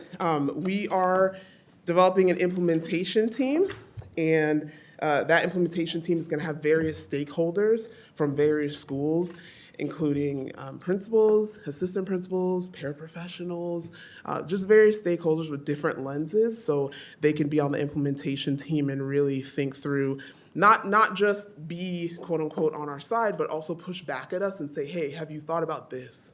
Right? So we're creating an implementation team. We are, like I said, creating and providing guidance documents for an MTSS whole child approach. And when I say document, I mean staff link, because we don't really like to send static documents. And so we're thinking through what are all the myths and truths. Obviously, it can't be an exhaustive list, but what are the common ones that we hear? What are the teaming structures that we're saying we should see in KSD? The meeting cadence, thinking through what does the next 3 years look like? Can we get everyone to full implementation in the next 3 years? And a big part of that is developing comprehensive professional development. What's the foundational PD that all schools need? What are we saying that by next year, every school needs to be at this level in order to branch out and continue their journey to full implementation? And the last thing we're doing, which is the charge, creating the progress monitoring system. And so we're building the MTSS section in cumulative, and our goal is to pilot it at some point next year, but we want to ensure that it's going to be useful for the schools. We have reached out and met with various districts around the state, and, the ones who use cumulative, and their thought process is, yeah, we know it exists, but we haven't touched it yet, right? And so they're like, whatever you guys do, let us know. So people are excited about the opportunity that exists there with integrating this into our SIS. So yeah, we are on a journey, and we appreciate the support that we are getting from the board as well as from various teams within our district. And we also appreciate our schools for having an open door and, welcoming us with open arms to have honest conversations that are sometimes difficult ones. So, thank you. And if you have any questions, let me know. And did I hear that there is an upcoming work session too for deeper? Okay. Policy. Any questions for tonight? I just have one question, if that's okay. The question I had was, are we tracking the students in the SEL pilot program to see how that program is supporting their other learning other than SEL? So right now in that pilot, the initial part of that is doing the survey. So what we've learned over our investigation is that all the schools are doing their own different types of surveys in relation to what the counseling team is doing. And so right now in this pilot, we're trying to just get people used to the survey and what do we do with that data. Our district pays for Second Step as our social emotional learning curriculum, but we do have other schools using their dollars to pay for other things that they feel work better for their students. And this pilot actually comes with a playbook of resources that can help address the students' needs. So right now, we're working with Panorama Education. I actually had a meeting with them yesterday about this is the information that we got from the field about what they need in order to best use that data and how we track that data. And so we're working on a professional development plan in terms of that so we can determine if we are continuing the use of this self-survey. As a follow-up on that, how are we controlling for the high schools and middle schools, given that they're all in that same program? Because we won't have a separate entity of a school that we have information on to see that it's working better for those schools in that program versus not. What do you mean controlling? So like a control, like meaning like you have a control school, so you have that school that isn't doing it, and you're not changing anything about that school. It's doing all the same stuff it did last year, but you have this new program that you're testing in the 3 schools, so the 3 other high schools, in my example here, that you would then see how that compares to your control, to ensure that your data is like correct and it's not just a blip based on any number of other things. Well, that really doesn't exist right now, but I will say that we are looking, I've been working with the research and evaluation team to think through what feedback do we need to get from the schools that are doing the pilot as well as schools not doing the pilot. But we have already initiated a, trying to get the cost for putting this through the whole district so that we can do things like that. But that doesn't exist right now.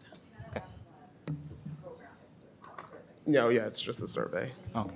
Oh, yeah, Panorama isn't a program, it's the survey. And so our social emotional learning curricula is Second Step.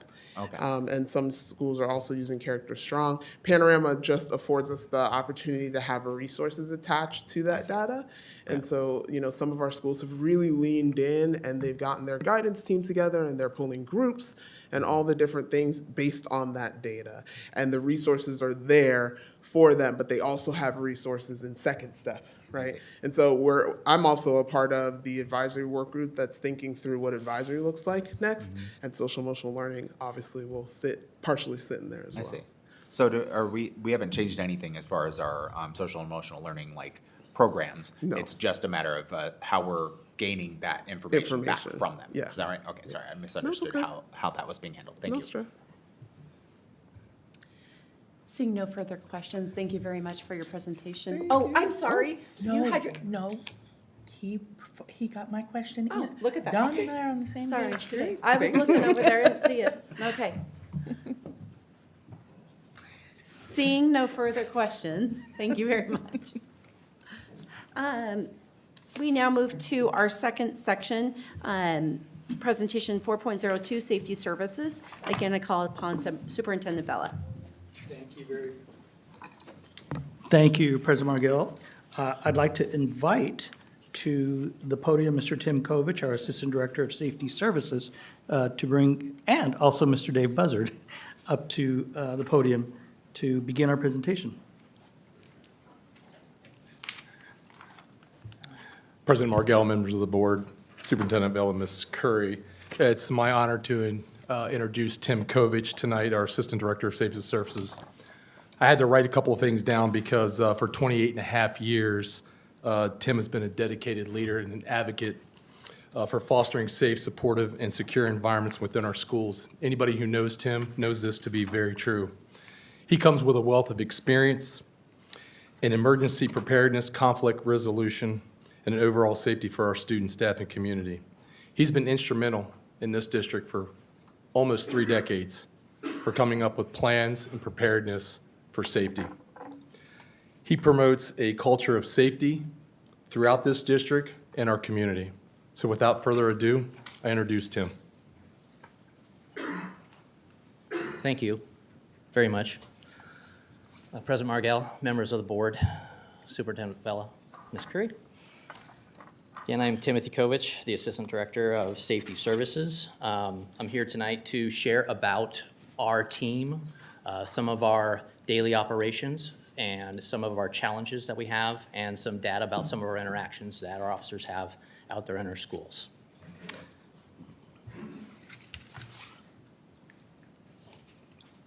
I wanted to start with the mission today. Several years ago, our officers got together, and they helped develop the mission that we have here on the screen. And it's to proactively ensure a safe atmosphere of learning, cultivate student success and social responsibility, provide operational supports and emergency response so that we can successfully prepare all students for their futures.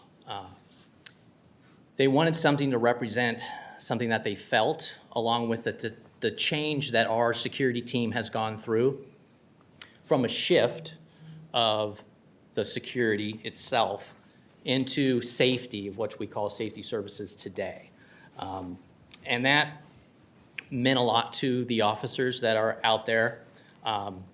The officers in numbers, we have 17 campus safety officers. They're primarily in secondary schools. And they are in those buildings with the students every single day. Same officers are there. They get to know the kids. And it's very impactful, everything from being part of clubs and sports, coaching, but that daily one-on-one that they get to do with the kids. And that's a big thing with our campus safety officers. We also have 3 patrol officers currently. They're driving around in a lot of the patrol cars that you might have seen out there, but they do a lot of elementary emphasis.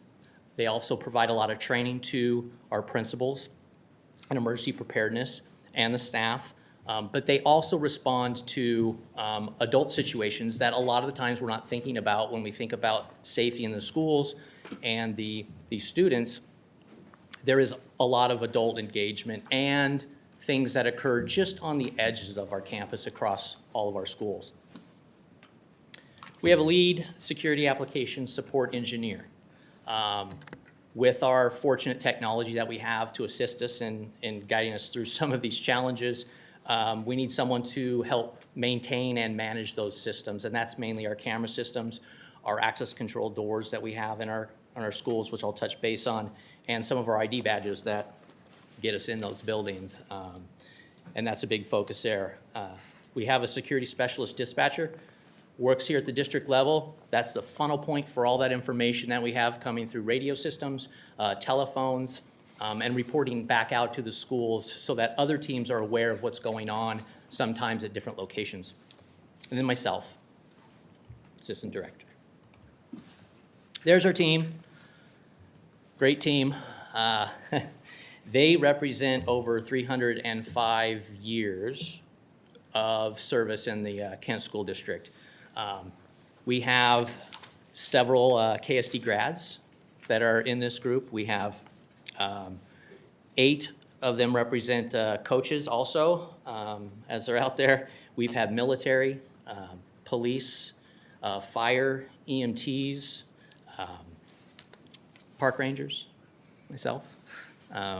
Great job. And so they're very well-rounded. And again, they're here for the kids. The team is great.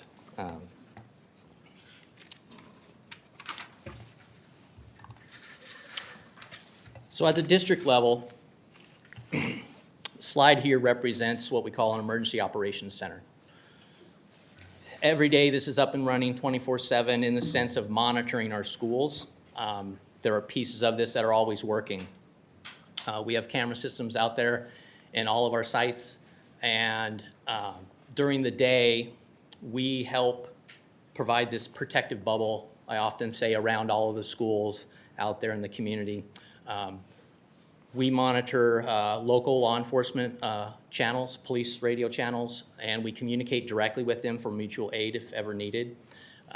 Everything from weather, national news, local news, something that could affect the educational day inside that building, we try and prevent that from affecting it the best way we can. And then we communicate out to the schools through different forms of messaging, lockdown alerts and messaging. I think I mentioned weather. Even basic things like traffic, accidents. We work with our transportation teams out there to say, hey, this road's gonna be blocked. They think it's gonna be blocked for maybe an hour. Transportation's great with their team to find other ways to get those kids to school, back home again, as quickly as possible. This was modeled after lots of incident command locations that King County, we surveyed King County locally and their emergency management center, and we modeled a lot of pieces about this and scaled it down to fit KSD needs.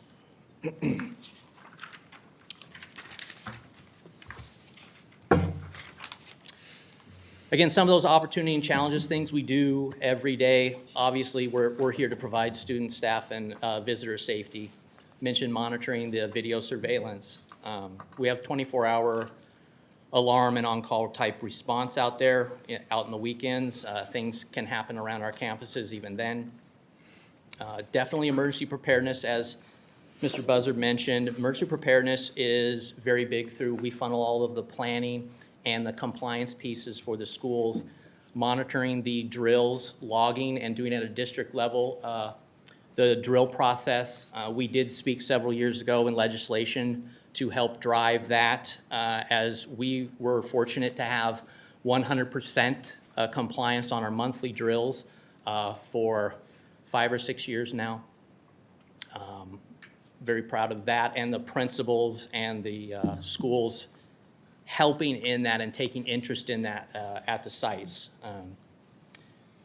We do operate radio systems, one for mutual aid, again, like I mentioned before, with police and fire. That's also part of some legal requirements. But we also helped develop with board approval not that long ago our own in-house radio system. And that's very important so that sites at the individual locations are FCC compliant, they can communicate, and we help take that away, that mystery and that cost away from those sites, and we help provide that to them along with training and other things so that it's a consistent model. No longer talking on the little Motorola little talkabouts from like a Home Depot or something like that. These are vetted systems. We have patrol vehicles that we have out there at our sites. We've developed a system with those to help with incident response, along with, if a kid missed their bus and there's no one else to pick them up and get them home. We are fortunate to have 2 Kent Police SROs through police contracting with the City of Kent. We continue to get that service from them, and we work daily with them in the city limits of Kent to address the schools and the feeder schools within those locations, but they do go for major incidents across the entire district, and that's very fortunate that we're able to get that in those situations, but they're a big help to us. Oops, I'm jumping. And I mentioned the student mentoring clubs. Some other things that funnel out of our office, again, I mentioned lockdown communications. We are part of the inclement weather team. There are many people out here that represent that team too, that wake up really early in the morning. Sir. Some of our leaders, I gotta say, they rock that. And it's a very, very good team to look at a lot of information to provide a really quick decision, but very informative decision about how that business day is gonna go. And there's lots of these tools that we utilize that I've shown today that are part of that. And again, kudos to the team members that help out with that. The volunteer VIPS program with communications and their team, our team also vets some of the background pieces to that.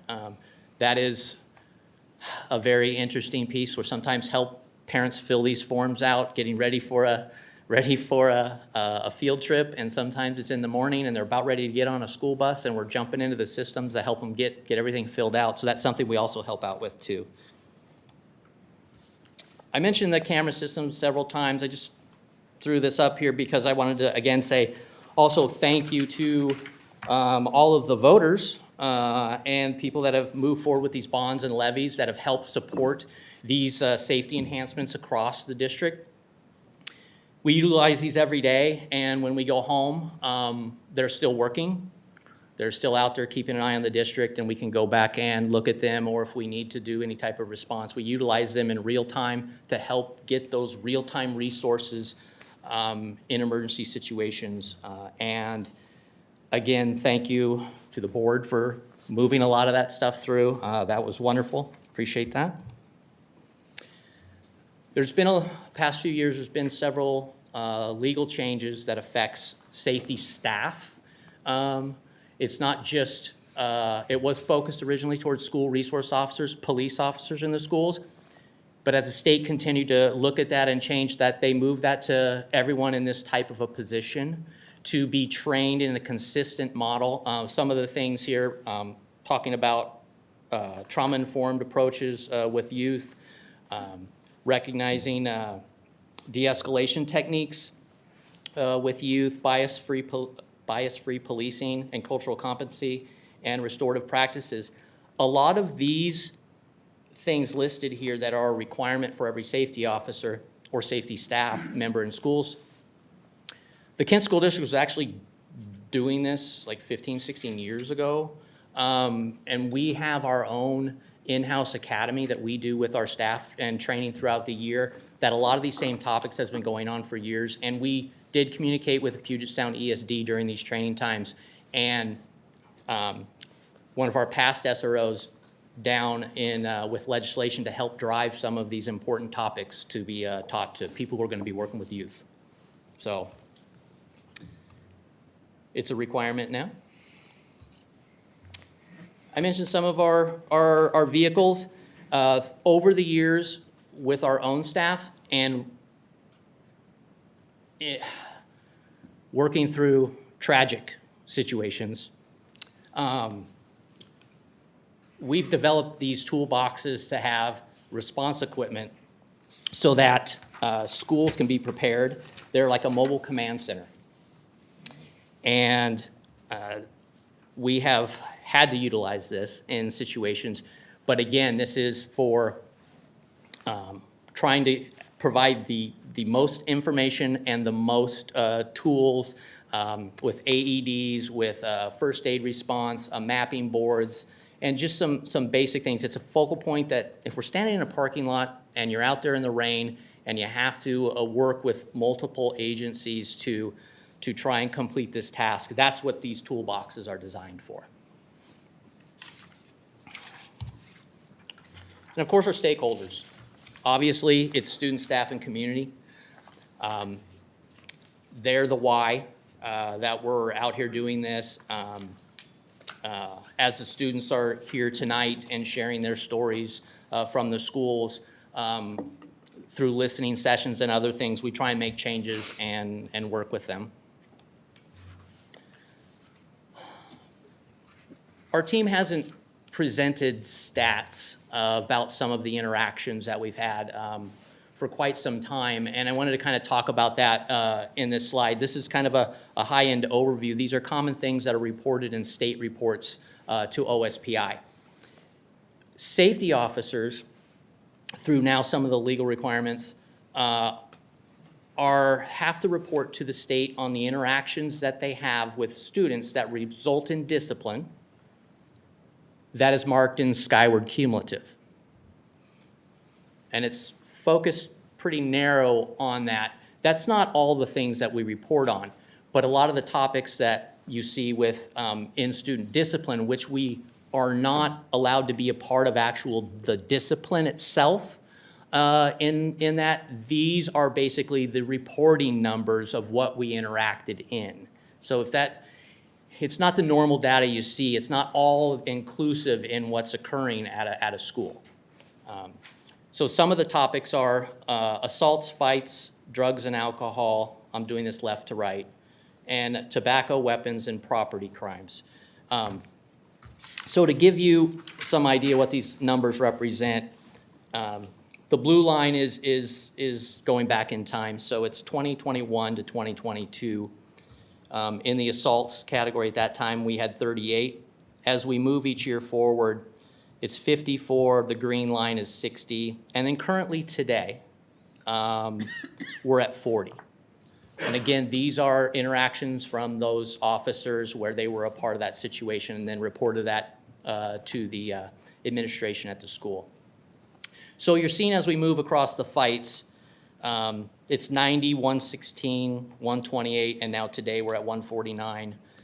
The trends in the years are moving up in most of these categories. Drugs and alcohol, 75, 74, 94 in the green, and then we get to 20 currently at this point this year.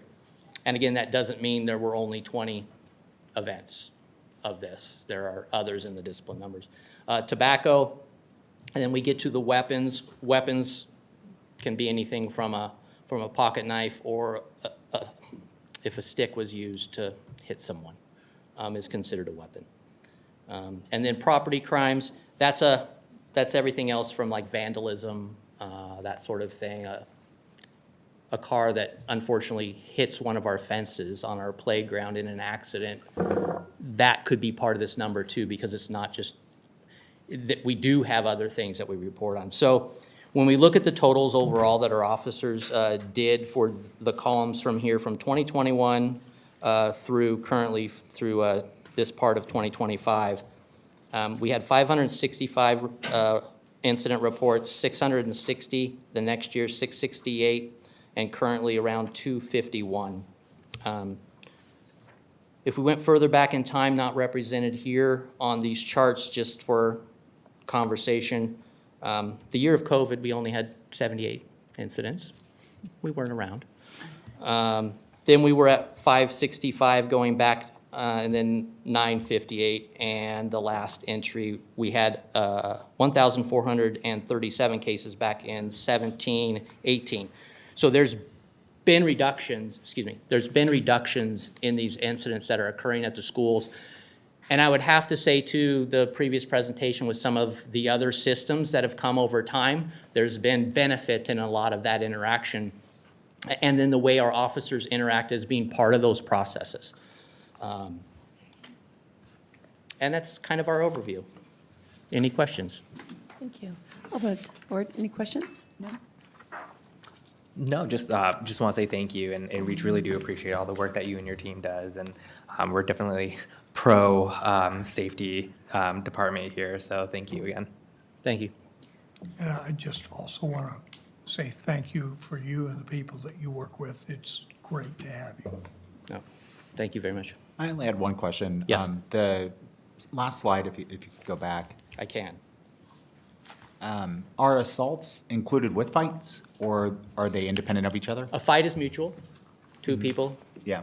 An assault is one One. versus other. Okay, so they're not like combined in any way? They are not. They're separate? They are. Okay, that's what I was curious about. Thank you. Yes. And I'm just going to echo the crowd of thank you very much. We see the safety officers that all of the events and always here, of course, in our board meetings, but also the coaching. And I love that you brought that up and just a real part of our schools. So thank you. Thank you. I'd like to take a moment just to thank the team. You don't see a lot of them. You saw them in a picture here. They do a lot of work. I also wanted to thank our building staff, which include our teachers, that you heard a little bit of the MTSS teams. That's a part of this whole thing. Our safety officers, I've had the opportunity to attend some of the academies, and they're in there talking about tiered systems of support. They're going through training that's de-escalation. They're doing a lot of work that's actually interrelated. So I wanted just to say that, point that out. Thank you, Tim. Thank you. Thank you very much.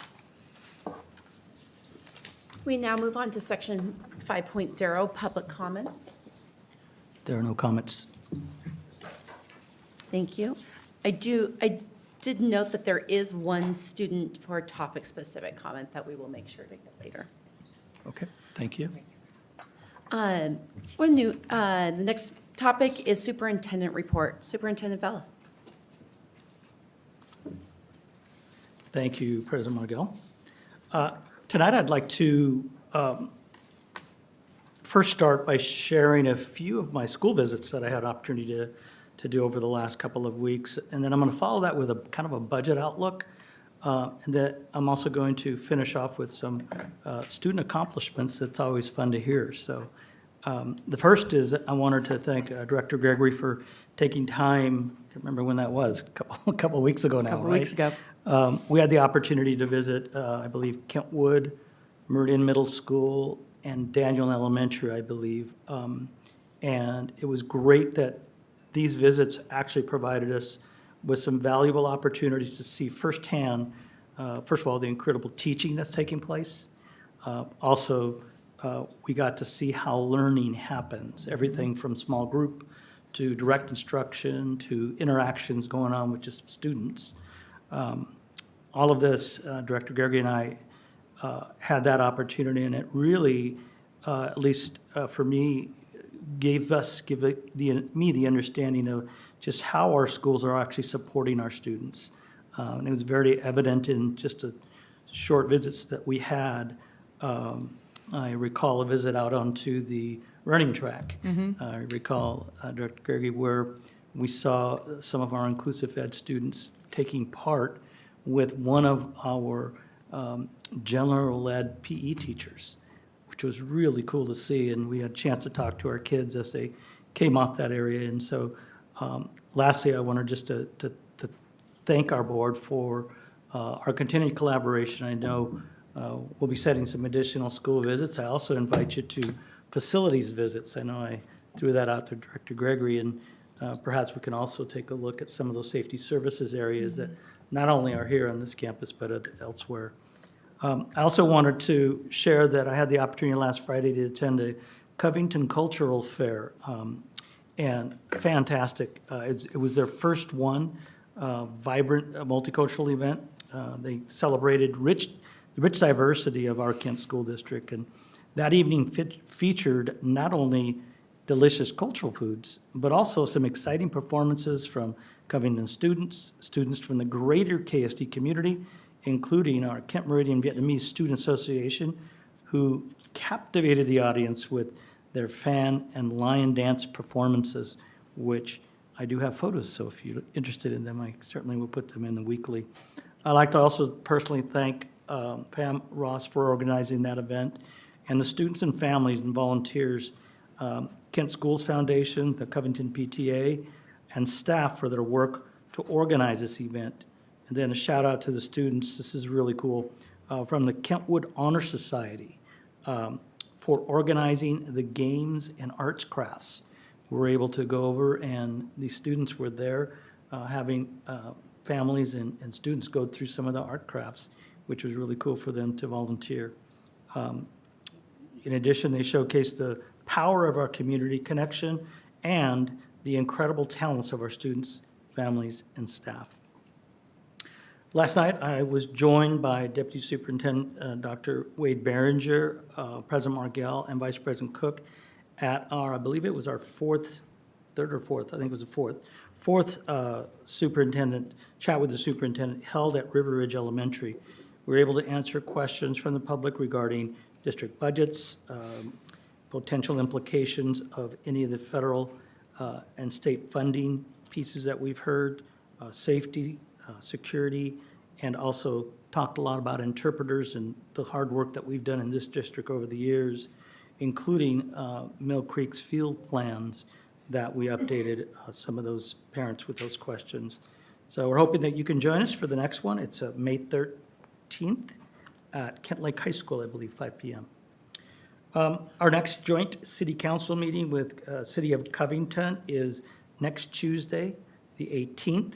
Looking forward to that joint meeting. I believe at least it's our third or fourth one since I've been superintendent, and those have just been wonderful. Our partnership with our mayors, City of Covington and Kent, has been fantastic.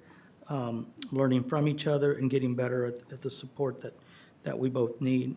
And we always appreciate that our board is there to collaborate and work together with our neighboring cities to find solutions for many of our mutual issues that we encounter. Now to budget.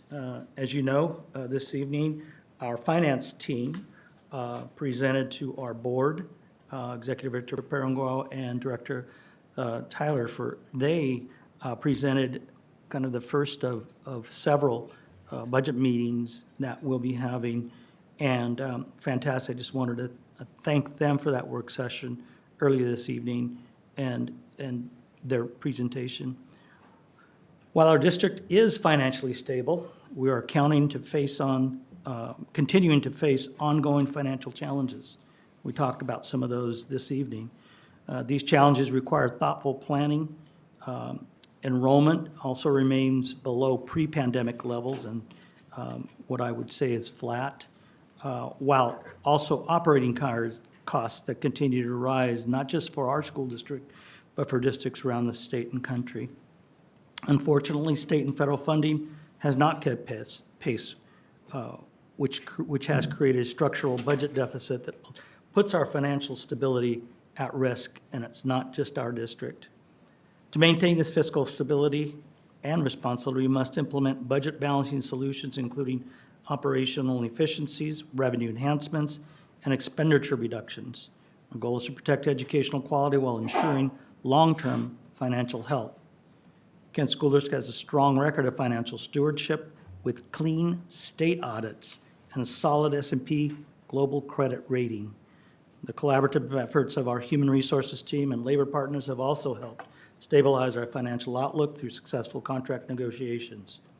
Looking ahead, we're committed to transparent budget planning with key milestones, including budget updates on May 14th. I think we brought that up today, a work session on June 11th, and final budget adoption on June 25th. Together, we will make informed decisions that support students, staff, and the future of the Kent School District. Our athletics and program accomplishments to our students. Congratulations to Kentwood's Dana Vi and Kent Meridian's Jesse Neff on bringing home WIAA state wrestling titles, which is outstanding. This year, Kent School District sent a total of 60 wrestlers, 24 ladies and 36 men to this year's MAC Classic state tournament. If you've ever been there, it's awesome. It's a long day, but it's really, really exciting, especially if you have 60 students that are from your district. Congratulations also to Dana and Jesse once again, and all the students who participated as well. Washington Industrial Technology Education Association named Niraj, rhymes with garage, of course, Niraj Agnihotri of Meeker Middle School as a Teacher of the Year for 2024-25. Here is an excerpt from the recognition.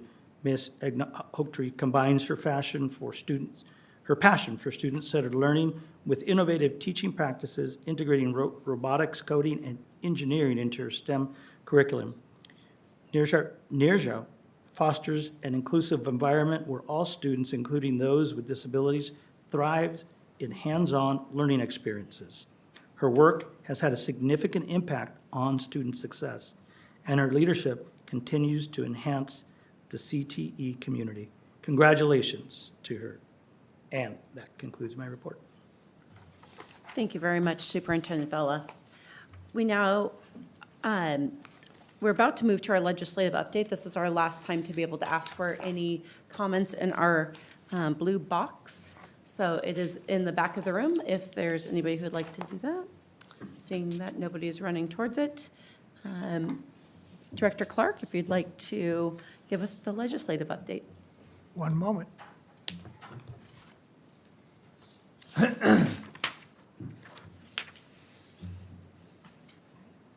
Okay, up on the screen is just a quick reminder of how funding for your public school system in this state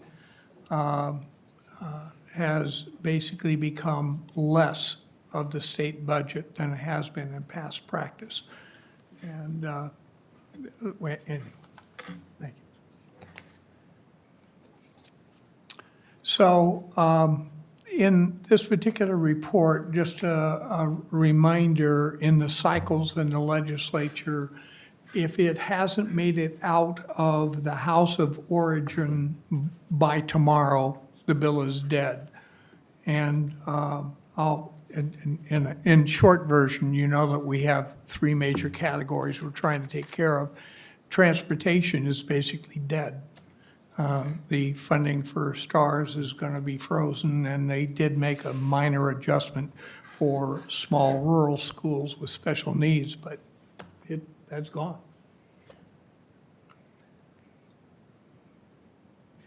All right, there are 2 town halls coming up. This school district is basically split between the 47th and the 33rd. So the town hall for the 47th district will be by phone. There's the phone number up there, and that will be next Tuesday between 7 and 8 p.m. Now, just a quick reminder, if you're trying to get a specific item, if you have the bill number, you want to go to the website of the state legislature, and that's just leg.wa.gov. Okay. The 33rd district is actually an in-person meeting this Saturday, and that will be from 11 to 12 on the Highline Community College campus in Building 7. All right, there are some things that haven't gone well, in my opinion, and one of them is the reduction in the national board certification stipends.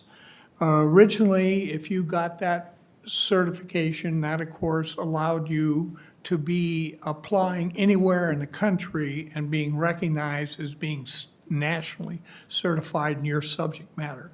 That stipend was $6,000, and if you were in a school with high poverty, it brought in an additional $3,000. That stipend will now drop to $3,000, and the high poverty, I think, is half of what it was. And then I did bring up unawareness of what's going on with the federal government simply because it will have an impact. It won't be instantaneously, but as you know, the announcement was they were going to gut half of the employees in the U.S. Department of Education. And although they have claimed all along that they were going to protect special ed, the reality is their projections are not pretty for Title I, II, and III. And that would directly impact all major urban school districts such as ourselves. So I don't know what the numbers are now, but I do know the news is not going to be good. There are some other problems. Everybody wants in this district to get the bond authorization down to a simple majority. But they had a deal going in the state legislature, and they had an agreement with the builders, the developers, to shed that impact fee in exchange for that. But unfortunately, that got killed because some districts were directly, heavily impacted by those building fees. And so with that removal, obviously, we now have much more resistance to its going forward. The other one is transition to kindergarten, and we, Dr. Vella, we actually have a program, do we not, on that transition to kindergarten program? We don't have a DK program, no. We chose to stay out of it, knowing it wasn't going to be funded fully. We're waiting to see what's going to happen at this Yep. point. Well, there it is. It's not going to be fully funded. All right, moving on. All right, you know that a major target for this district was special ed funding. All right, so the one thing that did remain in that bill, temporarily at least, is it would eliminate the 16% cap in terms of who's eligible. The multipliers, though, in ages 3 to 5. Now, I have to admit, this is one of the things I've learned after 45 years in education, and that is, in fact, we have an obligation to 3 to 5-year-olds. And that's actually under federal law for identification. But the bottom line is, and now every number you see up there, that 1.63, that was the original proposal in the bill that was going to bring us all back to normalcy. And that one has already been cut to 1.32. The merging of tiers 1 and 2, now that's basically every kid in school that's receiving special ed funding, was going to be merged. And the last time, when they got into discussion, when they passed it on to committee, it finally, the original bill said, all right, 1.75 is the multiplier, if that's you're going to do it. It's now 1.32. And then the safety net threshold, which was 2.3 times the average FTE expenditure, is now 1.75. And I'll have more to say about this later. All right, in the MSOC categories, materials, supplies, operations, the 8 MSOC categories were merged into a lump sum. That's for general ed, originally that improvement was going to be 1,723. That now those categories are only going to be receiving 1,656. The 9 through 12 enhancement, again, was turned into a lump sum. That minimum was supposed to be 229 for FTE. It's now 225. The increased allocations required to be used for MSOC. Now, if they're required to be used, my understanding is, if you'll recall, the big categories we were going after for money were insurance, utilities, and I forget the third category. And so that would have been required. And then there's some other categories that are not the same in the 9 to 12, and that was dropped from 20 per FTE for $14.94. All right. Oops, disappeared. Okay, all right, so I'm just going to make some general comments because I'm addicted to this stuff.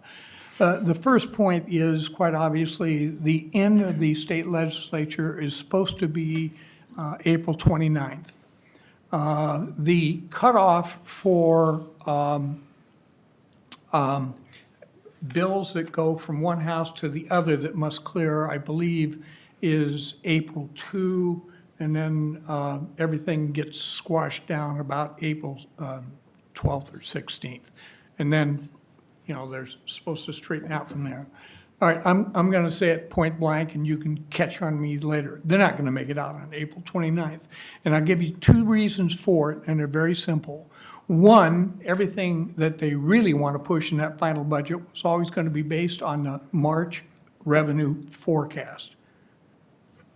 Let's get a life. We're in we are an export state.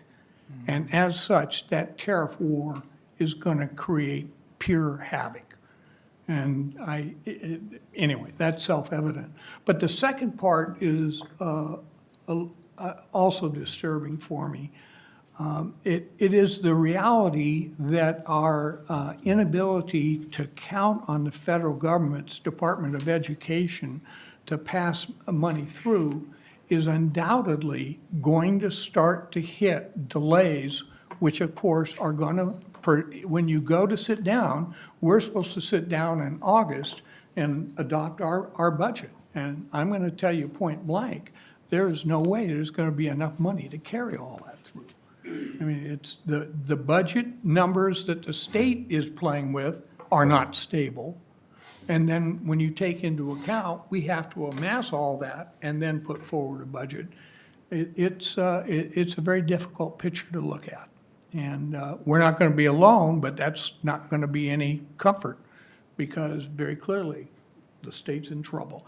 And if you still don't quite get that state's in trouble, I just remind you, when Governor Ferguson submitted his budget, he literally put in there a 24 days furlough for every state employee in the biennium. So that would be 1 day a month. You don't go to work and you don't get paid. All right, thank you. I don't know if thank you is the right word for all of that, but we appreciate the information. I don't think anybody's celebrating right now. Okay, we now move on to, I believe we are on section 8.0.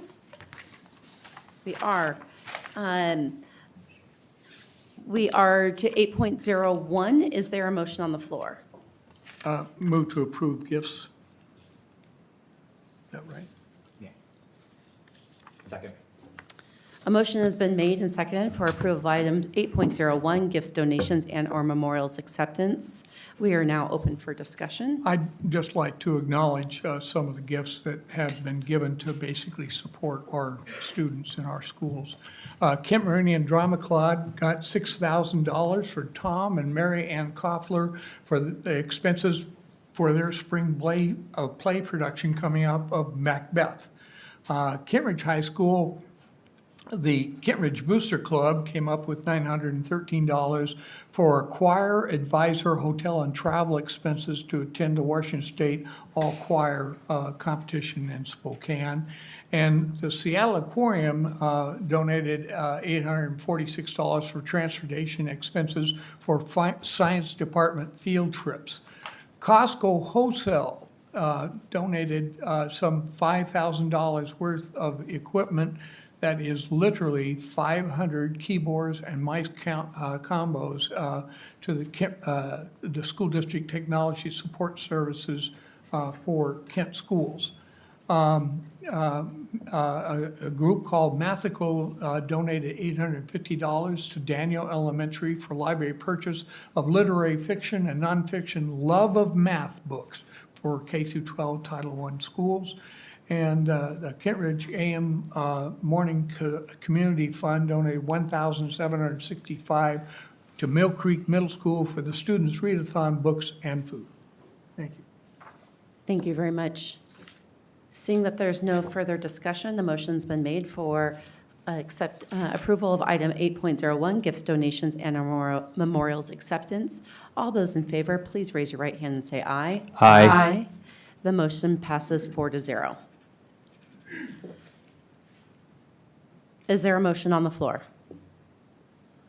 Madam Chair, I move 802, authorizing Kent School District to pay the necessary expenses of defending Kent School Board Director Tim Clark in judicial proceedings to determine the sufficiency of recall charges.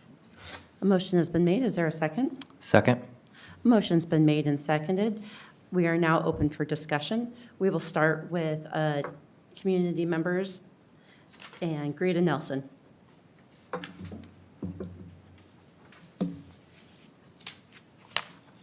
Good evening, board members, district officials, and fellow taxpayers and voters of this district. My name is Greta Nelson. I'm here to address agenda items 8.02 and 8.03. Request for the legal defense of 2 directors related to recall petitions filed against each of them to be paid using public funds. I am a recall petitioner, one of 3 individual taxpayers and voters that filed the petitions. The petitions allege individual acts that violate the oath of office, misfeasance, malfeasance, and improper actions that denied a fellow board director his due process rights prior to and during the enactment of Resolution 1669. Recall petitioners claim these individual acts have exposed our district to financial and legal risk and has shattered the public's trust in district leadership, trust that is sorely needed to pass bonds and levies to support the education of our students. Per RCW 4.96.041, the board can authorize the use of public funds for this purpose, but only if the board makes a finding that the actions are considered by the board to have been made in good faith and within the scope of official duties. But the recall petitions argue otherwise, detailing bad faith moves such as improper executive sessions, violations of procurement requirements for contracts, conflicts of interest with contracting parties of the district, and improper retroactive contract extension for the superintendent that violates RCW 28A 400.315. I know that at least 2 of you likely recall that I stood at this same podium twice in the month of March 2024 and emailed at least twice that same month to describe these exact consequences that have fallen upon you through every fault of your own. These weren't collective board actions. They were individual choices that have and will cost us dearly. If the board approves these agenda items, it risks committing public funds to defend potentially indefensible conduct, and taxpayers will also foot the bill for any appeal if the charges are found to be sufficient. An appeal of an order of sufficiency would delay the public's right to decide the director's fate in a special election. Meanwhile, these same directors voted against covering legal fees when they took improper action, adverse action against a fellow board director with Resolution 1669 and denied his right to a public hearing. I urge you to reject 8.02 and 8.03. Public funds should not be used to shield these directors from accountability for individual and unethical actions that even the district's own insurance broker won't cover: misfeasance, malfeasance, and civil rights violations. Thank you.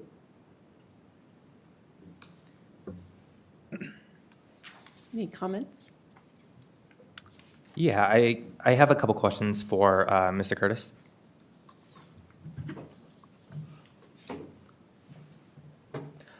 In your full confidence, what is your recommendation based off of the information that we have in front of us on the legitimacy of moving forward with providing the legal aid and supports for this recall? Thank you, Director Song, and to the members of the board. Appreciate your question. This process is governed in statute, and under RCW 4.9.041, a board member has the ability to request indemnification. I've done a preliminary examination of the charges contained in the petition, and it is a longstanding practice that my recommendation to indemnify employees, including board members, within the scope is pretty consistently applied. We've had petitions before. The most recent one, I believe, was in 2020, which 2 board members received a petition of recall, and I made the same recommendation, which was to indemnify. And that is provided in statute, as it is in the resolution, to determine the sufficiency of the petition and any appeal associated with it.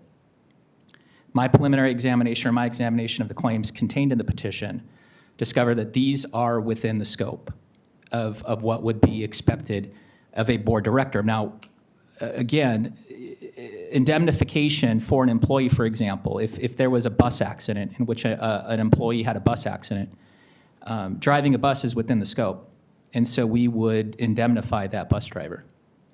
The conversation as to whether or not the bus driver should have gotten to the accident is really insignificant as to the indemnification. So the question in front of the board right now is, do you vote to indemnify? Can you give me the definition for indemnify and indemnification? Yes, thank you, Director Song. And so, simply stated, indemnification means In the course of your job, if you are sued and there's liability associated with it, and you're within the scope, meaning it's within the expectation, as Ms. Nelson said, good faith within the expectation of your duties, that your employer will indemnify, and that is defend you, either by providing the legal defense for you or paying the cost of that legal defense, as to shield you from the liability personally associated with your job or position.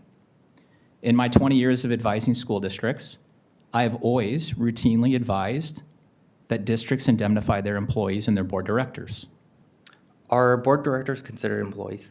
They're not employees in the same sense, right? But they still have that same relationship, that special relationship. And quite honestly, when lawsuits come, they don't typically come to lower ranking officials or employees. Oftentimes, they come to board directors, either in their official capacity or sometimes personally named.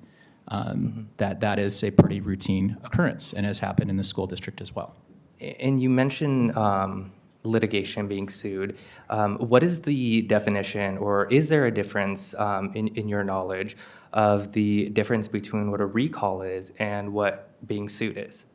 Yeah, that's a great question, Director Song. And so, generally, when we talk about indemnification, we generally talk about being a defendant in a lawsuit, meaning the district or the entity or the individual is being sued as a result.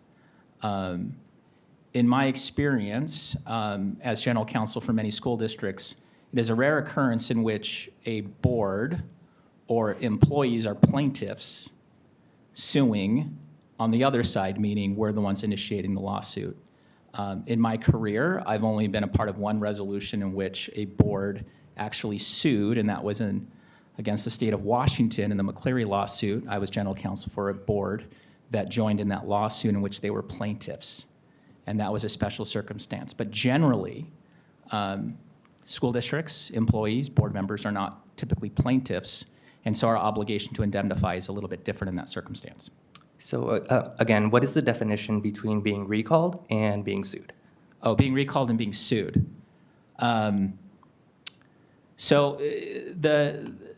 Certainly being sued, there are many lawsuits that can come under many different reasons. I'd probably not be able to name all of them. A recall petition is different in that it's called out in statute. It's named you see it in the RCW that's referenced in the resolution. It's a special process, and so it's not, I wouldn't call it a lawsuit per se, it's a recall petition. So my understanding then, based off of the words you just shared, there's a clear distinction difference between what a recall procedure is and what being sued is. Yeah, I mean, Okay. certainly that is true. And so what's being presented in front of us in 8.02 and 8.03, are we addressing this as a recall or as being sued? As a recall petition. Okay. Yeah. And so in your examples given so far, you've given us a long narrative about indemnifying employees, board members, under the guise of being sued in litigation. I'm hearing that is not the case being presented to us, that there's a difference between being recalled and being sued. Correct. Okay. I would say in my experience, not only indemnifying for being sued, but in my representation of school districts, also indemnification for board recalls, which I have less data on, but I have been involved in numerous recall petitions in which boards have had recall petitions. In every such circumstance, the board voted to indemnify, including the one here in Kent School District 5 years ago in which the board voted to indemnify those board directors in a similar circumstance. So I've not been a part of any circumstance in which they have not been indemnified is probably the more accurate way to state it. And if a vote were to be approved and this motion move forward, what would the funding source be? Where would we be pulling the money from to cover these charges? So if this is successful, then the funding comes from general fund sources, public funds, in order to fund the defense for the sufficiency of the hearing. Okay. My And any understanding appeal is that associated. if we indemnify, that's typically covered by liability insurances, using your example of the bus driver. Correct. And so in this case, why are we not covered by insurance? Because our insurance company does not cover certain individual acts or there's gaps in coverage. And so a lot of employment matters aren't covered in the same way. And recall petitions are just not covered. It's just part of as insurance companies work, there are things that are covered and things that are not covered. And that's just one of the things that is not covered in our coverage agreement, which is negotiated by the insurance company directly with the district. Okay. And there are many exceptions that are not covered. I could probably think of other examples, but I'm not looking at the coverage agreement. But I guarantee it's very voluminous, and there are many exemptions and exceptions that are specifically negotiated. For example, a lot of employment matters aren't, and there are certain circumstances in which the district has to secure outside counsel, even though we're indemnifying, meaning the district has the defense, it's just not under the insurance policy. But So we're those not are those talking are about not the matter two- of employment. You are mentioned correct, employment a but couple times. it's just because something is not covered by the insurance does not mean it's not within the scope, I guess Okay. is the accurate way of saying it. I do want to point out one thing that you said. You said that the liability insurance isn't covered due to some circumstances due to personal actions. So this recall, is it connected to a personal action, or is it? I don't know if that's what, I don't want to misstate the policy because I'm not looking at it. So I'm not sure that's what the policy says. So I know because we sent this to our insurance company to see if recall petitions were covered. They said no, but I don't want to quote you the provision in the coverage agreement because I don't know that answer offhand. Okay. So just to recap for my understanding and clarity, this is a recall. There's a difference between a recall and being sued. Typically and traditionally, we would cover board members and employees if there is a litigation or a lawsuit. But in what's being presented in front of us with 8.02 and 8.03 is that this is not the case of a lawsuit. That is true, but there could be other things that are lawsuits that are not covered by insurance. For example, Public Disclosure Act requests and lawsuits related to that, which we certainly have had, those are also not covered by insurance in the same way. Certain OPMA and PDC, Public Disclosure Commission, these are within the scope. If someone had a PDC complaint, it's within the scope. It's not covered by insurance, but we would indemnify because it's within the scope. So there's countless examples. It would probably be an oversimplification to say that it's simply whether it was a personal act, because again, that's an insurance coverage agreement that's very voluminous and it has a lot of exceptions to it that have been negotiated over a period of time. Okay, I guess the reason for my line of questioning is I'm looking for some confidence in the advice and direction that you're guiding us in. And when, from what you're saying, that this isn't us being sued, this is a recall, and that there's a separation between employment and board members and elected officials, and yet a lot of the examples that are being presented to me right now are based under the provisions of employment, based off of all of the examples you have given. Can you give me any examples where indemnity is provided under recall due to personal actions? Because I guess where I'm coming from is if we're going to be utilizing public funds and school funds where we already know that we have a budget shortfall, and in response to our fiscal responsibility in putting our students and constituents first, is it appropriate for us to utilize these public funds to support and defend consequences as a result of personal actions and not a litigation or being sued as employees or as board directors? Sure. So the example that I would give was the previous petition in 2020 in which the district did indemnify. Was that due to I guess with the recall though, I don't have that information, so that was also because a board member was being recalled? Correct. It was the exact same action. Yes. Yeah. The facts were different, but it was a recall petition, and the board voted. The most recent recall petition that I'm aware of is in Seattle Public Schools. There was a similar resolution in which that district did vote to also indemnify the board members. And those are two that come to mind. But put it this way, I'm not aware of any school district in which a board decided to not indemnify. I'm not aware of any such resolution that I'm aware of. Yeah, and I know, just like you've mentioned before, we're not a typical district, and nothing is normal here. Is there, mind if I step in?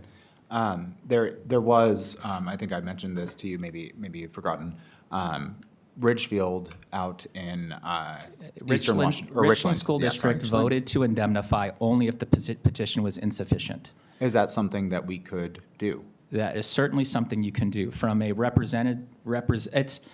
that's not what the statute says, first of all. There's no conditions on the statute. The statute basically says that you're voting for the sufficiency and any appeal associated with it. And that was the initial resolution as presented in Richland. That was actually what was presented and was advised by council. What was actually passed by the board was only if it was found to be insufficient. There was, a sufficiency was found. Richland refused to pay the legal bill. And I don't know what the status is at this point. I'm not representing on that. But at that point, it was a dispute. I can only imagine if that's our way of doing business, it's going to be probably pretty hard to retain counsel.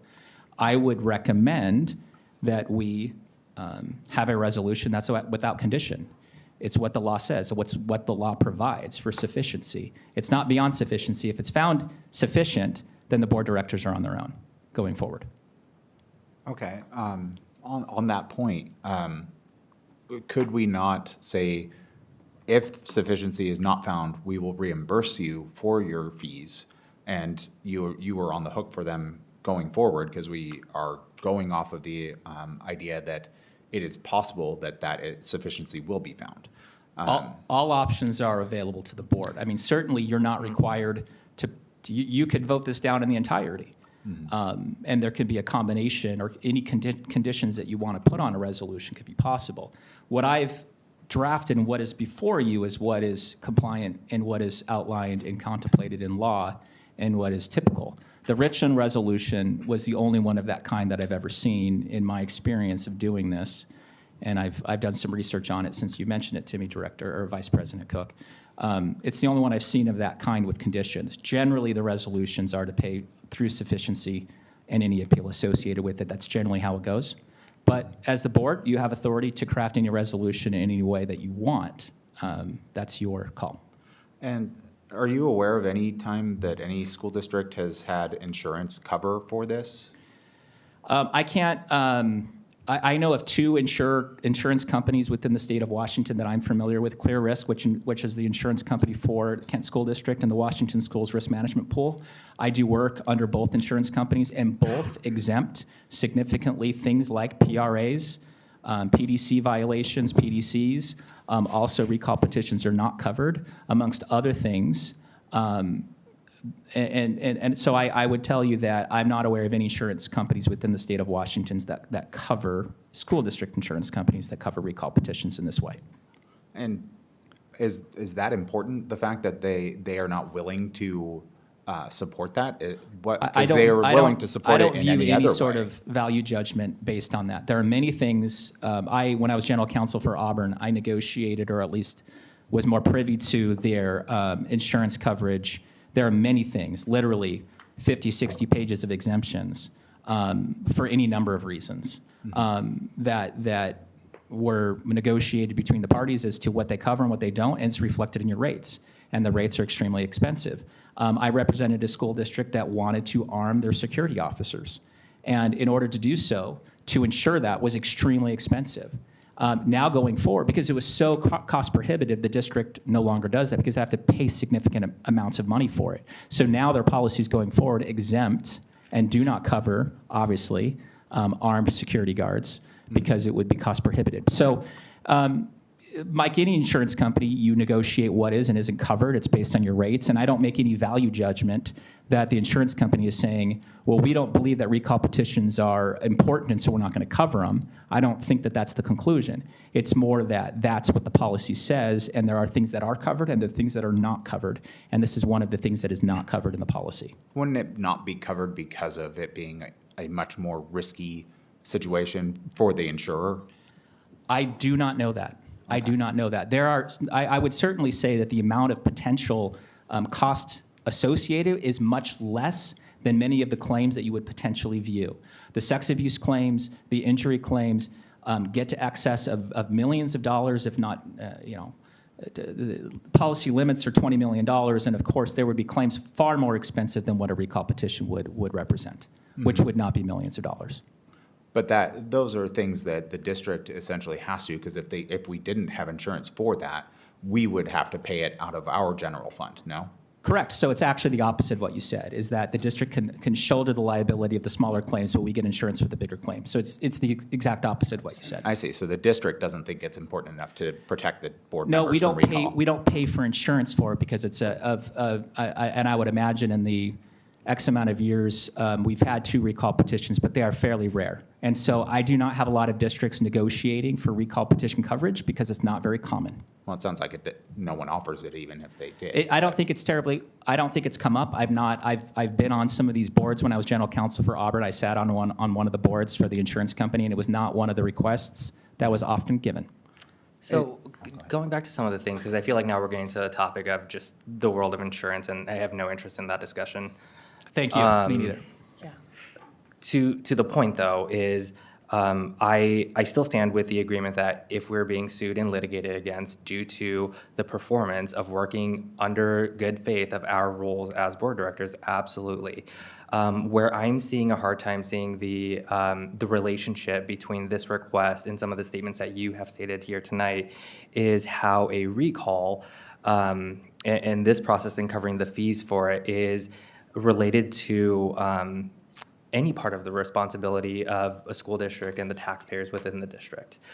Whenever recalls happen across any elected official and appointed position, there are separate laws for campaigning and being able to fundraise to specifically raise money to fight recalls. And so why are we stepping in between and covering those costs when there are separate procedures set aside for elected officials to go through that process separately? Yeah, I will only state that it's specifically called out in law. And so lawmakers decided that it was important enough to put in the law that this is not only possible, but it is, if it's requested by a board director, it has to be voted on. Now, you don't have to approve it, but it was important enough that the legislator considered that that was an important component of the recall petition process, that it be considered. And otherwise, it would, they very honestly could have said no, that we will not allow public funds to be expended that way. But it's contemplated and in law. Could you elaborate on why it's important to districts to indemnify their board directors in a recall petition and why they put that into law? Well, I mean, I can only speak from my perspective of, of stating that I believe that this is within the scope and that we typically indemnify even on recall petitions. But I could certainly, I don't know what the legislature's intent was, but I can certainly understand that duly elected individuals, if they had to furnish the cost of their own defense on recall petitions, it certainly could become a very easy way to encumber board elected officials and others with significant amount of legal fees in order to prevent them from serving in their due capacity. Certainly, and that's where I view that there is a connection between a board director doing their job as a board director and having some sort of indemnification associated with that, so they're not bearing that cost personally when they are just trying to do their job and serve. But they do have the option and means to fundraise and raise their own campaign funds to go through the process of a recall. I'm not familiar. I mean, Director Sung, I'm not as familiar with that process, to be honest. I know that happened in the Richland case. Okay. They raised about $5,000. Yeah, I'm not as familiar with that process. Yeah, and as much as I'd love for all of us to be protected based off of our actions, when it comes to the circumstances that are brought forth to us tonight, where a community is coming together, whether it be one or many that filed a petition for a recall and it has been pushed through and granted by the courts, I guess this is just more for me trying to process this information. Is it within our moral obligation to utilize the public funds to get in between what the public is trying to communicate with our board and our leadership? I will leave the moral obligation question out of it, but I will say this. I will say that you are duly elected. You are elected to your position. And a petition by itself, the process is going to play out.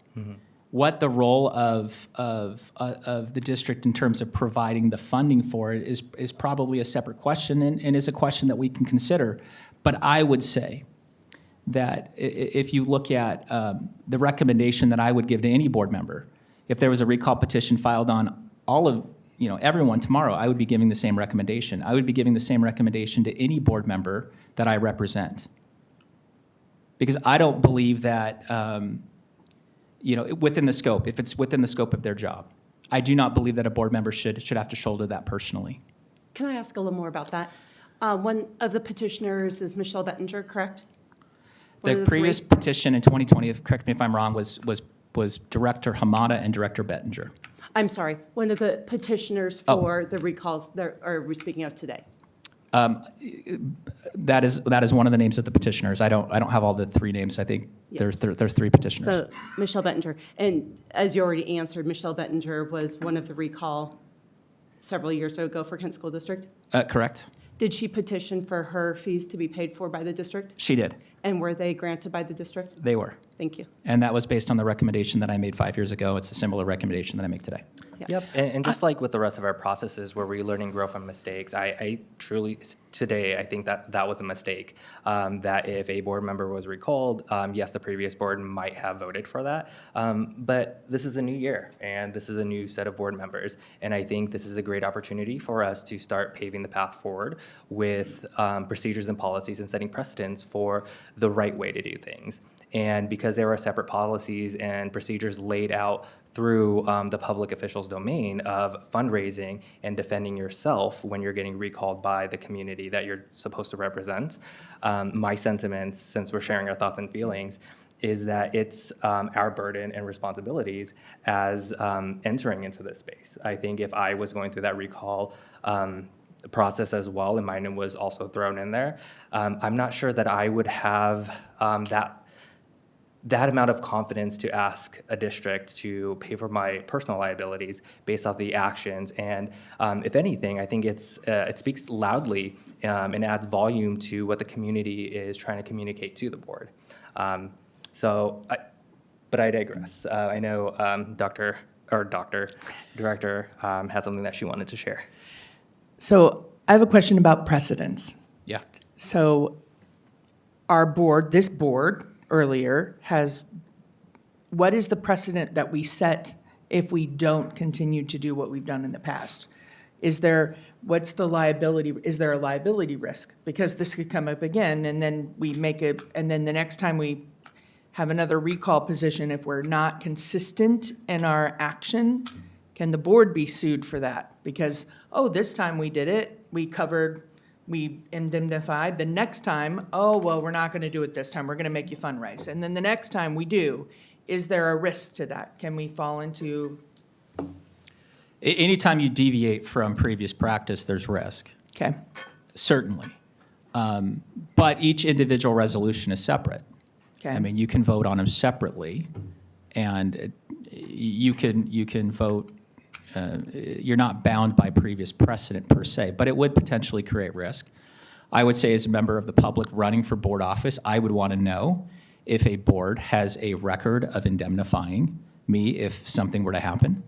And certainly, if a board does not have a precedent of indemnifying their board members, I would want to know that before running for a board.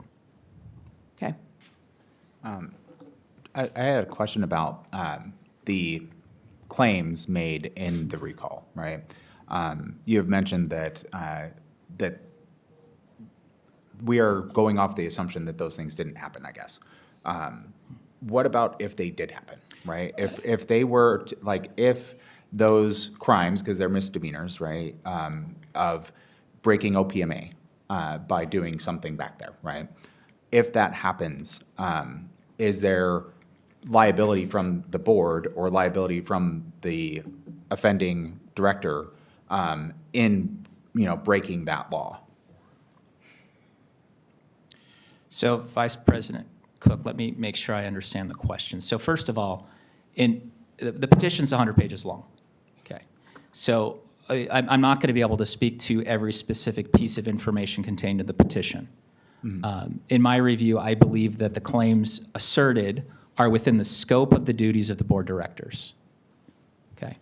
And so and the actual defense of the petition, I'm not weighing in on the allegations beyond that. But they're within the scope, meaning the duties associated with the board directors, attending meetings, and while the allegations contained in could contain violations, I believe they're within the scope, including violations, including the OPMA.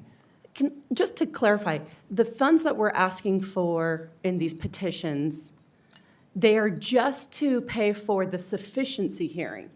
That is correct. And so at this point, allegations are allegations. People can say anything about anything.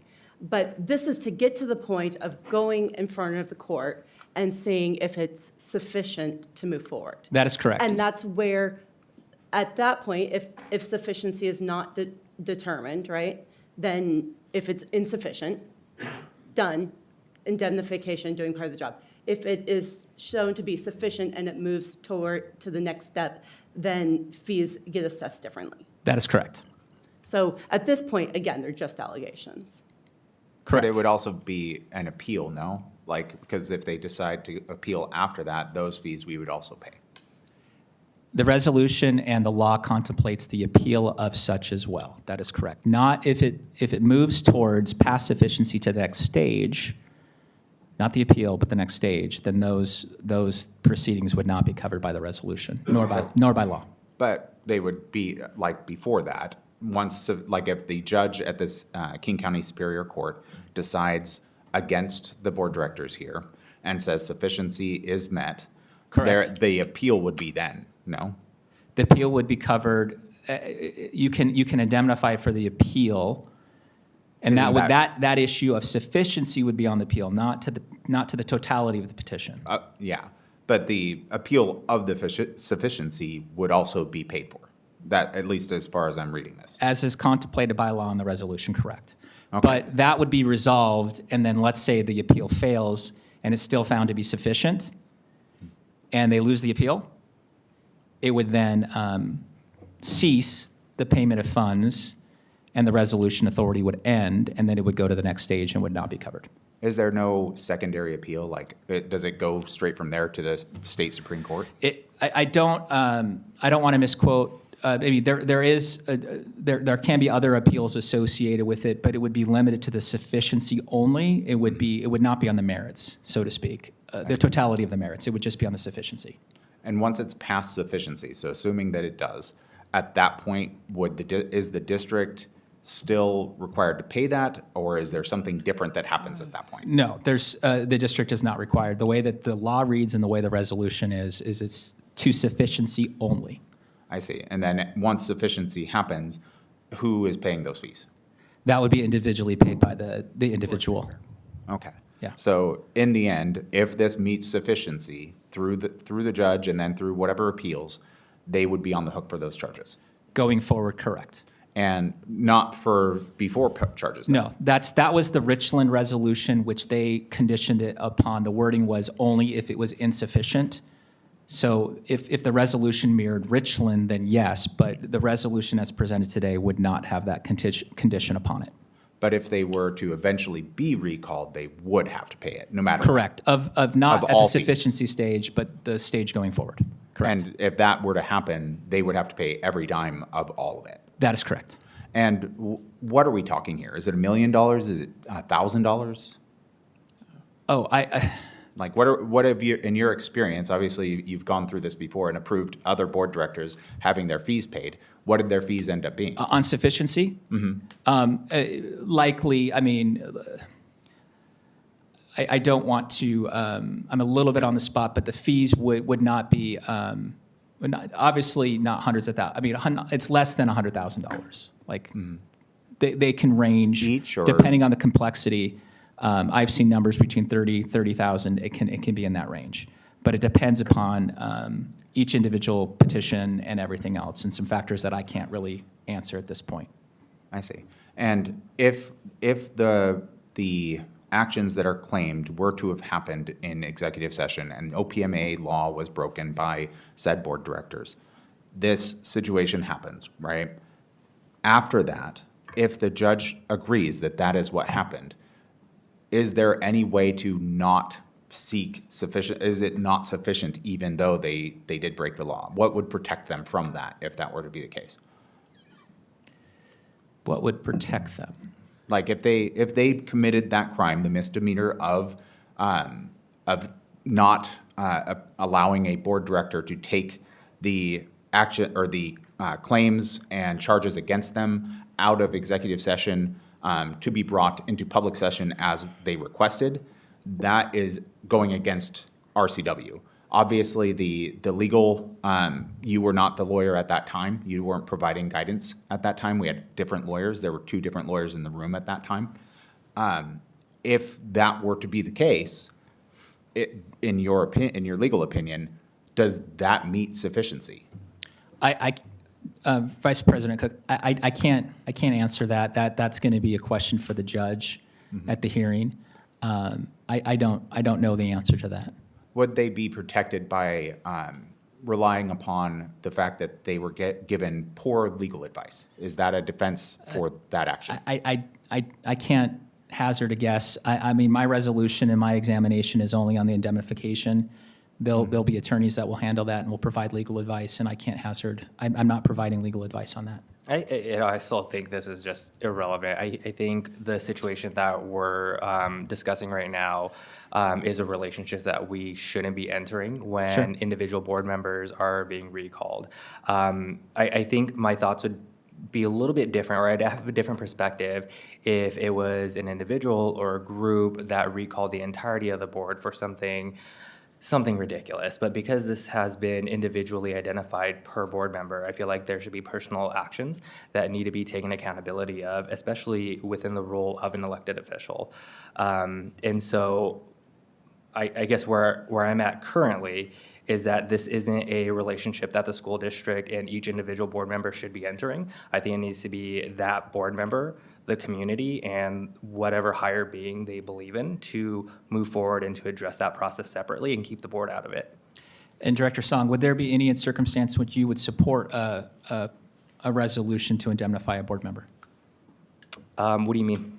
Would there be an example where you would support? Oh, where I you would say it would be a good reason the very to? first one that I gave you is if the entirety of the board was petitioned for a recall. But in this circumstance, because there have been only 2 individual board members being named in this, I think that that's a, again, relationship and process that each individual board member needs to take on their own. So in the circumstance of like an OPMA violation that Director Cook, that could come against all the board members at once. In this circumstance, it didn't, but it could have. There are other board members that are on the board now that were in those meetings. Yeah, And again, certainly these that are recall petition hypotheticals, could come to right? all. And traditionally, we don't get into hypotheticals. Okay. So, I mean, I gave you my first example, but that's not what we're dealing with right now. And so to stay on topic with relevancy, I think this is a situation where the school district shouldn't be utilizing the limited and dwindling funds that we currently have to protect individual actions. I have a clarifying question. There was a recall petition for 3 board members before that was rejected, and then they refiled. Is that correct? That is correct. So 3 of the board members, which would be the quorum of the board, was recalled. Would you support that? No, I think in regards to a board recall, it should be all board members. But I think if there are individual names that are pointed out, then I think that needs to be a conversation between that board member and the community. And what's the worst that can happen to the board directors in question? Say we don't approve the fees and they go to the hearing or what have you. They don't have legal representation and everything goes against them. They end up being recalled. Is there anything else that they are going to have to pay, or is there any other than reputational harm? They can defend themselves. Yeah, but there's no other cost to them other than what they choose. Am I understanding that correct? They would not incur their own legal costs. No, if they're not represented, they would not be incurring legal costs. That is correct. But who pays, one question, who pays for the recall? If the petition goes through and they're recalled, who pays for that? Who has the special, We have to have a special election and all that has to go through. Who pays for that? Does the state pay for that, or does the school district still have to pay for that? The school district pays for that. Thank you. And so while a board director being recalled may not have cost if they chose to go pro se also in the light of their job, again, I think the bigger issue here is the long-term effects on the board itself, the chilling effects that it has on really democracy, right? If somebody doesn't like your political opinion, you can just continue to recall them enough until they don't have enough money to do it. And then the long-term effect of who would ever want to join a board that if you make an unpopular decision, because you sometimes have to make hard decisions in the roles that you have, who would ever want to join that board? I mean, to me, I think it goes beyond today, but the reputational risk of really this board, and that's really who we're looking to protect here. I agree with you, but I also disagree with the statement of it's the board that we're protecting. It's you and it's Director Cluck that we're protecting. And so I think that we do need to at least put on the record that there is a distinction. And I would actually like Mr.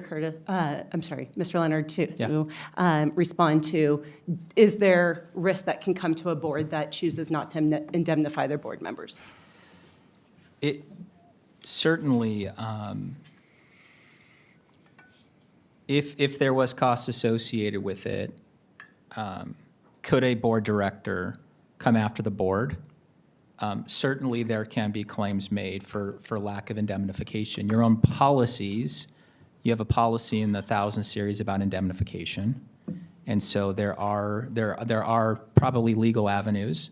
I've not seen it because I've not been in the situation before. Like I said before, in every circumstance I've been in, there's been indemnification. Do any of the policies explicitly state that indemnification must be provided? I don't have the policy in front of me. Superintendent Vela, you might have it. You were referring to it earlier. We can bring it up. I'd also like to just echo and stick with the continuity of our practices of whenever we vote on something, it is the decision of the board. We are one board. There are multiple members, but we do make up a board. In the case of this recall, we are not being recalled as a board. We are actually, I'm going to strike out we. 2 individuals are being recalled, not the board. And so I guess help me find the connection between how this is a board issue as opposed to an individual issue. As stated previously, because there is a right under statute in which that board director within the scope can ask for their fees to be indemnified. It's codified in law and recognized in law. Okay, so I just want to just restate just for myself. This is not the board being recalled because we will stand unified as a board if that were the case, but this is in reference to just 2 individuals who happen to be board members. And so I guess that's still where I'm struggling with seeing why we should be using district funds to defend 2 individuals. They're being recalled as board directors, though, as members of the board. I mean, they're not being recalled for things that happened in their personal life, for example. These are things that happened on district time. Personal choices. Personal choices. They're not being Yes. recalled for, a DUI or something like that. It was something that happened while in the course and furtherance of their duties as a board director. But that is part of our democratic process and the way that our culture is set out in this country is that people are elected and there's a process for a recall if the community feels that their voice of representation is not meeting the threshold or the criteria is outlined under the requirements of their duties. And so I'm still grappling with, are we interfering with the democratic process that our voters have where they can petition for a recall in which that is happening? And so again, I'm having a hard time understanding how that's the problem of the school district. If any other elected official does something within the capacity, they run the risk that as an elected official, that if there's a disagreement within society, the community, their constituents, they have an outlined process. And since our state legislators felt like it was so important for there to be that process, are we not interfering with that process by allocating funds from this school district to defend individual actions? Director Greger, did you want to? I want to go back to what you just said. You said in your example, and it was probably off the cuff, but you said if they had a DUI and then they were recalled. Correct. Would your recommendation be for the board to pay for that? We shouldn't defend them in that case, correct? Because they have broken the law. They've broken the law. We And know it's that not they've within the broken law. scope. It's not within the scope. What if they were driving to a board event as a board member? They So- are then working and they are going to get reimbursed for their mileage. So they are a board director and they decide to drink and drive and they get caught doing so, end up in jail. Is that a defensible position at that point? Again, hypothetical situation, we can run risk, but we've opened the door, so I'll Right. respond. But what I will say is this: I have a much bigger problem when someone's engaging in that behavior to say it's within the scope, because that's not one of your duties. And so I would have a hard time saying that that's within the scope of your job. Now, that's again a hypothetical situation. I know I opened the door, but Right. that's not what's before the board right now. If I may, I believe that is why the state law has the three-prong criteria to meet, correct? Correct. And one of them is council. Yes, council review, which was I just wanted to basically remind reviewing board- as to whether. State law has those three pieces, I think, for that reason, because I think council would say in that case, Vice President. I see. Potentially. So I'm just putting out, just so that's I what the can- law says. I just want to kind of summarize your legal advice here. In that case, if someone was breaking the law, we wouldn't support paying for their legal fees. In this case, because they're breaking the law, it's a different law, so it's okay. Again, He no didn't say sufficiency. they broke the law. Yeah, He never said that. this is getting to a sufficiency hearing. It's a sufficiency hearing.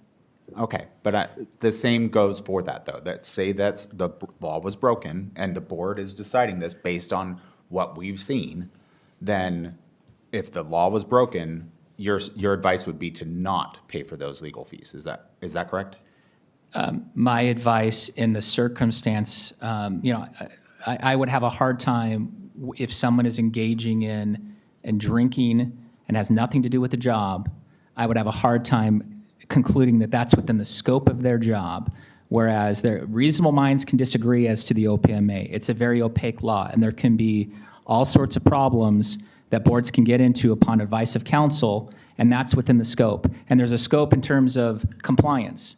It has nothing to do with the other example that we just talked about. I want to And so- redirect just back to the, democratic process. You Sure. get elected, you're sworn in, people don't like you. I mean, that's a part of being in public office. We have seen recalls happen throughout many levels, all levels of government, from school board directors all the way up to the President of the United States. And just like in many and most of those circumstances, campaign finances are utilized specifically for that cause. That if you, as a elected official, is being recalled, you're utilizing the procedures that are laid out in front of you under the guise that you are working as an elected official. So again, can you help me still better understand why are we using district funds to defend two individuals when there is a separate process as an elected official for them to utilize in order to cover those expenses? Okay, so I'm likely going to repeat myself, Director Song, so I don't know if my answer is going to be sufficient to your. Then we can skip over it. Because in reality, it's contemplated by law, it's provided in the RCW. It was contemplated by the legislature as an important consideration. It's allowed, and in my experience in the state of Washington, representing school boards and school districts for 20 years, I've never seen it not be indemnified because it was within the scope. And so in my experience, it's based on my experience and my recommendation.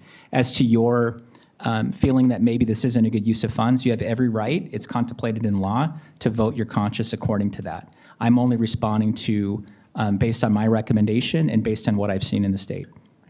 Yep, and again, each one of those circumstances are very subjective, and so we can't overgeneralize and say, well, just because it has happened and has been in practice that we're under the same circumstances, therefore. And so given everything that's occurred so far, and I guess being pushed further into the pit, I still stand firm with I'm not seeing a clear pathway of confidence for us to approve this. Is there an imperative that this gets decided tonight? If we decide to, say, punt this for 2 weeks and come back to it and discuss this again after more reflection amongst the board? The hearing is pending on the 24th, and so the board will have to take action today, so board directors can plan accordingly. But they could still choose to do whatever they're going to do, and then the district could still say, we'll pay those fees, even if they've already paid their fees.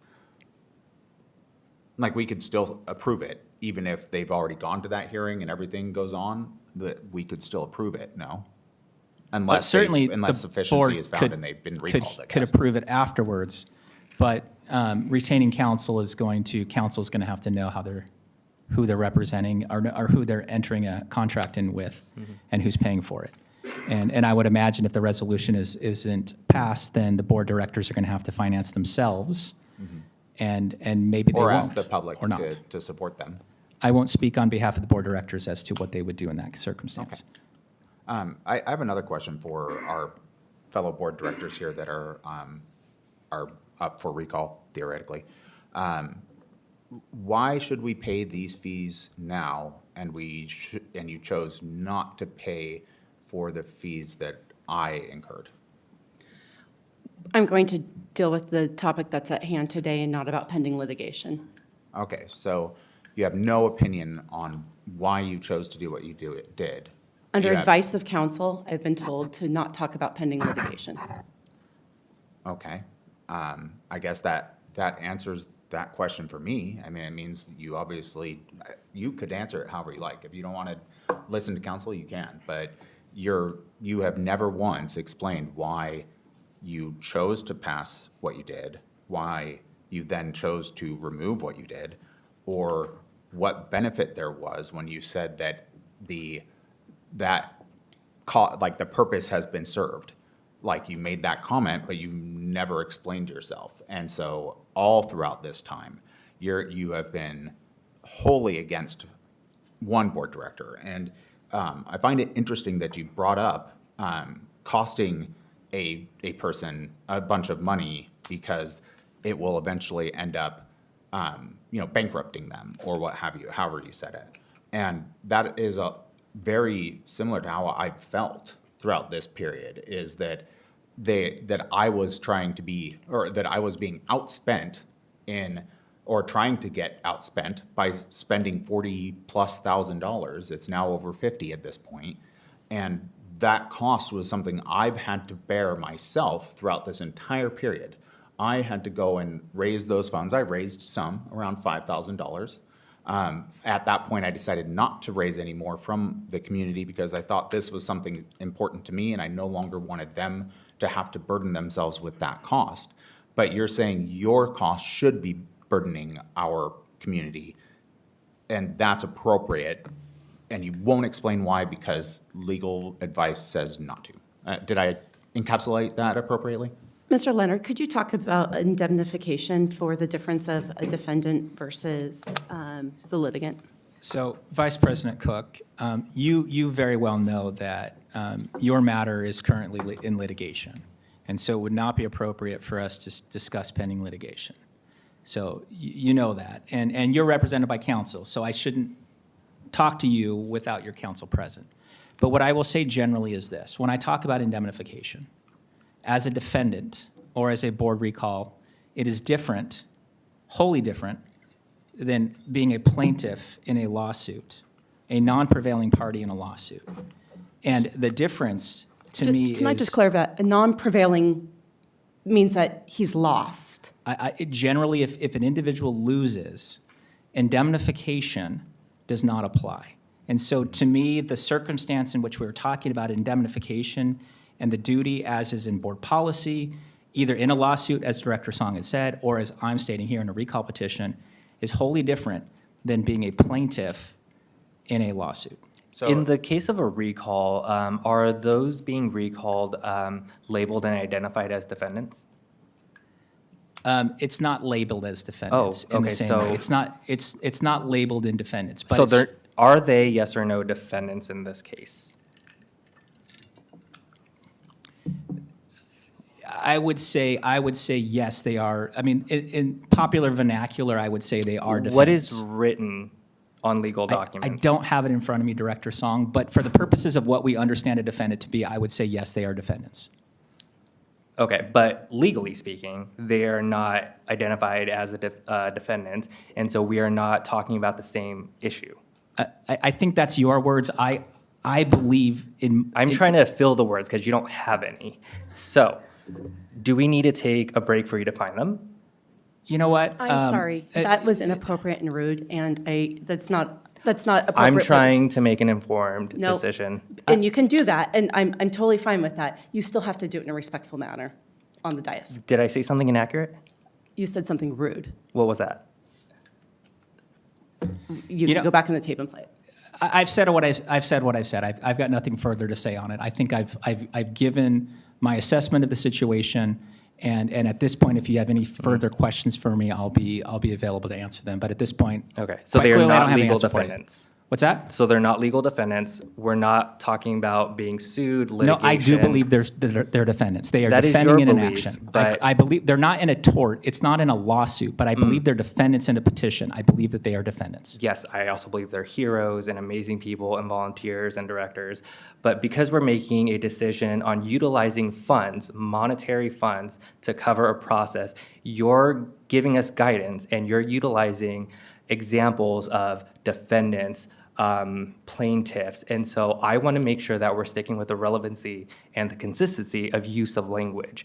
And so if they are not defendants in a legal proceeding, I'm not sure what the relevance is of the examples that have been given or the questions that President Margill has asked about the difference between a defendant and a plaintiff when that's not relevant. From the law, RCW 49.96.041, the necessary expense of defending an elected official, an officer of local government entity in a judicial hearing. Defending as defendants, common usage. That is the word. Okay, but again, is that the same thing as the legal definition of being a defendant? You tell me, Yes, I think Director he's Song. answered that. I would say defending and defendant are similar. I would say advocacy is defending. If I'm screaming and saying, hey, we should defend President Margill, is that also considered defending? That's called a distinction without difference. I believe that that's the same, and I'm sticking to my legal opinion. If you wish to get another legal opinion, you're so inclined to do so, that's fine. Okay, I mean, I think because we have a clear gap in guidance, I think it'd be the most appropriate thing to table this conversation. Could we come back and say 2 days? That gives us enough time to notice the public, come back on Friday, and discuss this again, assuming that the other board members are available and willing to do so, so that we can make sure that we have properly thought this through, kind of given ourselves some time and get away from all of this, because obviously it's rather contentious. And is the rest of the board open to something like that? I think we can move forward tonight. I'm in favor of tonight. And if we're going to vote against you, you would still prefer that over us waiting until Friday? I believe we move forward tonight. I'm not saying, I'm just saying, if that were to happen, that's what your preferred action is. I believe we need to move forward tonight. It's appropriate for board members to have sufficient time to be able to figure out their defense as defendants in this case. Can I ask a separate question for you? And I know this is about 1669, but it's about something that happened before the lawsuit was begun and had, and things were said during that time. And they did vote against my own legal fees at that time, which I had asked to be paid so that I could be properly, like, I guess, guidance could be given to me in legal guidance, because I felt that I was not getting appropriate guidance from the lawyers that we had already, and that was denied. Can we discuss that? It isn't part of the recall or a part of the the lawsuit that I have. It's not part of 1669 technically, because I was asking for those fees to be paid before any of that had happened, so that I could get my own guidance, and I was denied that as well. It's also not part of 8.02, which is what the matter is at hand. I'm just asking if I can discuss that, which, I understand you don't want to, but that's I'm not. just saying it's not part of 8.02. I understand that. I'm asking if I can discuss that. Mr. Leonard? In terms of, can you discuss it now during your vote? I mean, you certainly, I'm not familiar with the 1669 litigation. And so I would advise that the board not respond to actions that are in current litigation. Okay. Because the request was made well before my current lawyer I have, and it was with a different lawyer who never defended me in my litigation whatsoever.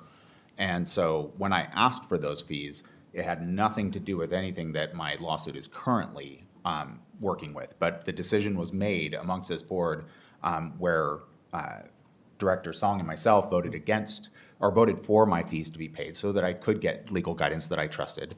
And the other 3 board members voted against that, but now are asking for us to pay for their legal fees in a very similar way, given the fact that it is something being brought against them that they are trying to be defended in. And I mean, I guess that they could answer, but they don't want to. Also, I do want to apologize. I got heated. It's okay, Director Song. I don't take it personally. I'm trying to get more clarification, just understanding what this all means of being recalled, because I don't know what that's like. And so I guess I'm just wanting to make good faith decision with all the information that is available. And so, yeah, if the other two, if the majority want to move forward with the vote tonight, then I'll make a decision tonight based off the information that I was able to receive. I will say in all fairness to the board directors that are dealing with this petition, sooner is better than later. If the board votes it down, they need to plan accordingly, and they need to make arrangements. The hearing is coming up quickly, and so they will need to decide. And so my recommendation would be to proceed with the vote. Now, certainly how you vote is how you vote, and that will allow the board directors to plan accordingly as to what their next steps will be. Yeah, that sounds fair to me. Seeing no further comments, there's a I motion. still have some questions here, not for you, sorry.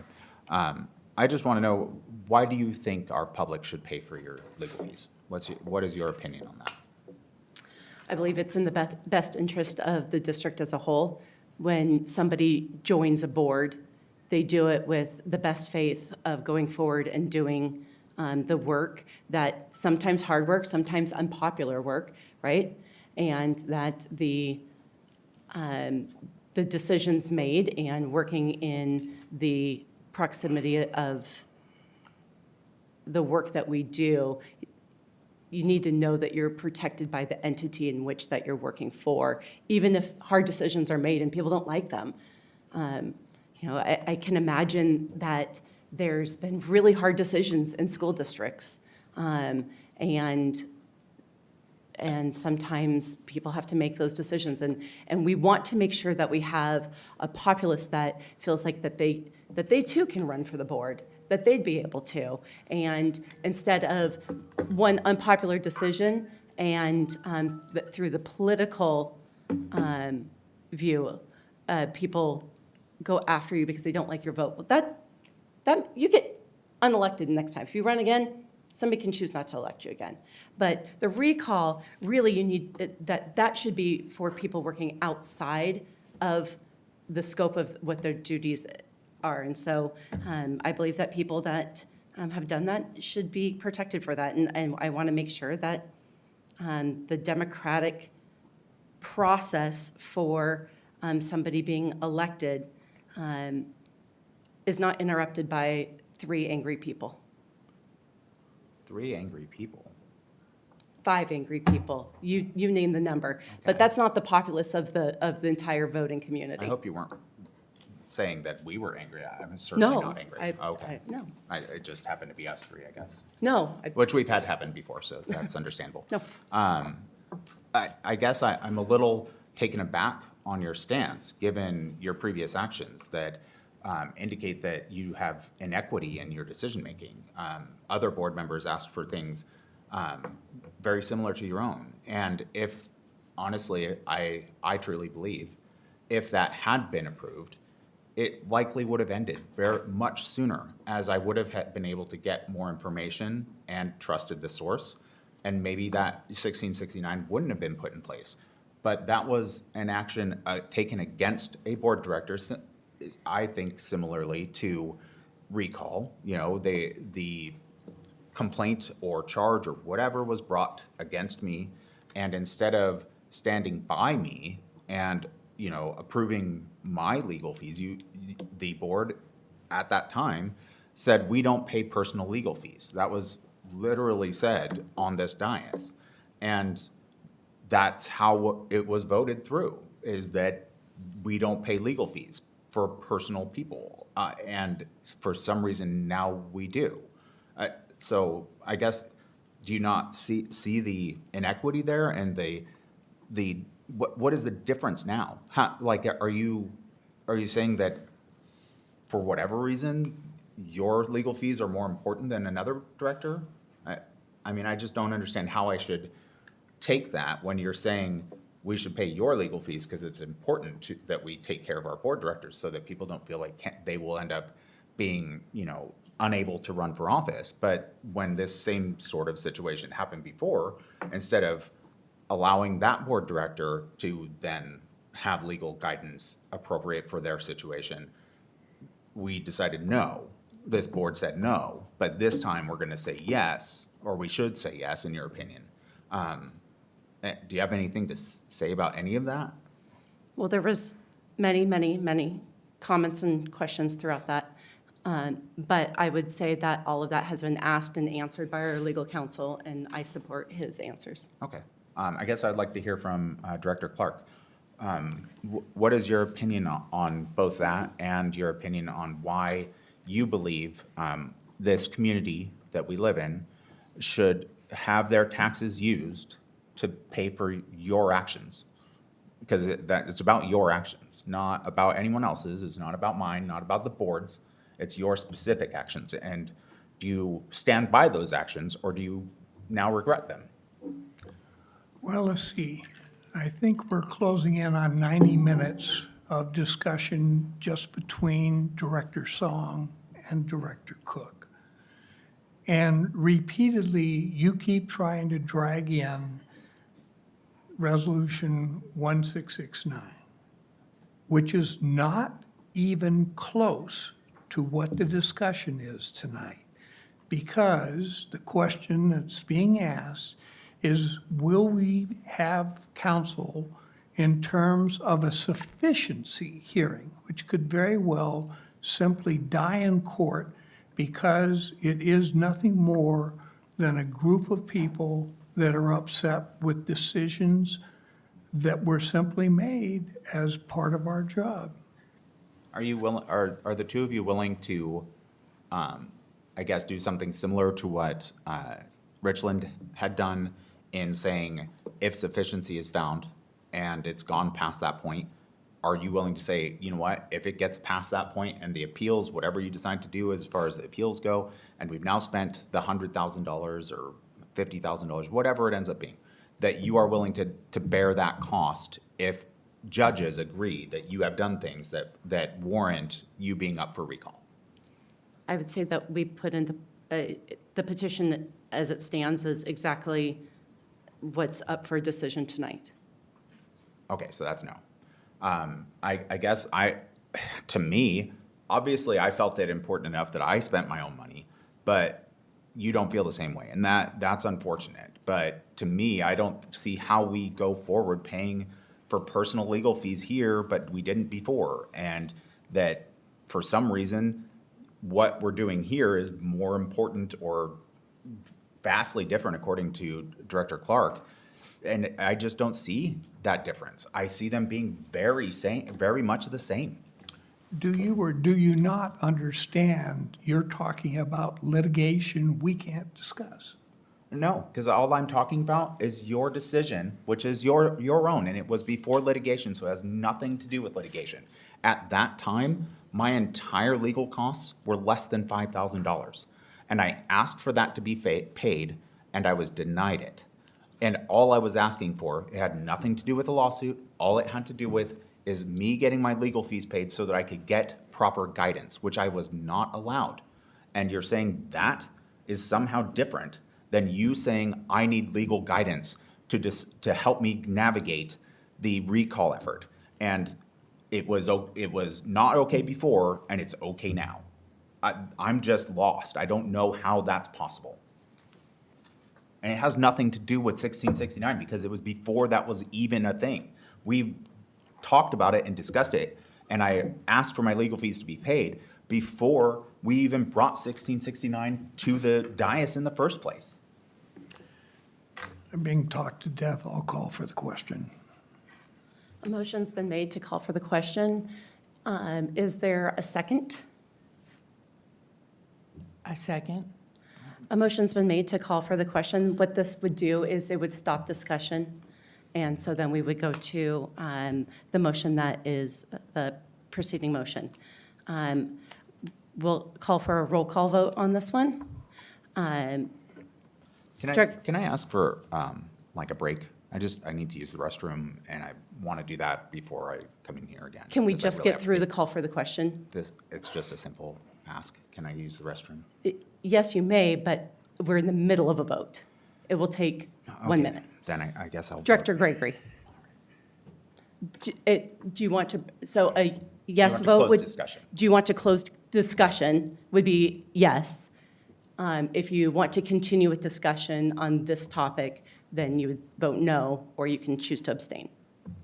I'm going to say yes. Okay. Director Song? Yes. Director Clark? Yes. Vice President Cook? No. I'm a yes. We're calling for the question. We will take a 2-minute break. Thank you.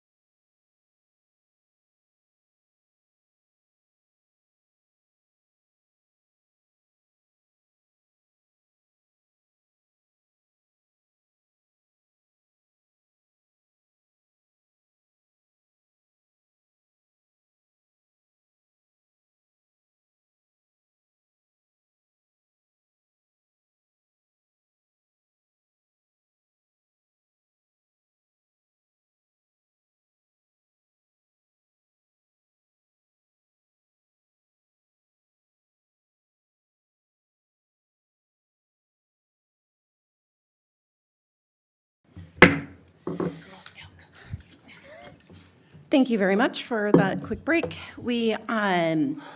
Just to recap, we have a motion on the floor and it has been approved. We have just closed discussion for item 8.02, authorizing Kent School District, the district to pay the necessary expenses of defending Kent School Board Director Tim Clark in judicial proceedings to determine the sufficiency of recall charges. I'm calling for a roll call vote. Director Gregory? Yes. Director Song? No. Director Clark? Yes. Director Cook? No. And I am a yes. The motion passes 3-2. Is there a motion on the floor? I move 803, authorizing Kent School District to pay the necessary expenses of defending Kent School Board Director Megan Margell in judicial proceedings to determine the sufficiency of recall charges. Second. A motion has been made and seconded. We're now open for discussion. So the wording in here says we're deciding to cover the expenses of a sufficiency, correct? I believe so. That's a short. Sufficiency hearing. It's a short title. The entire, you can read through the entire. Yeah. Yep. Okay, so sufficiency. There's a couple terms that I would still like some clarification on from Mr. Leonard.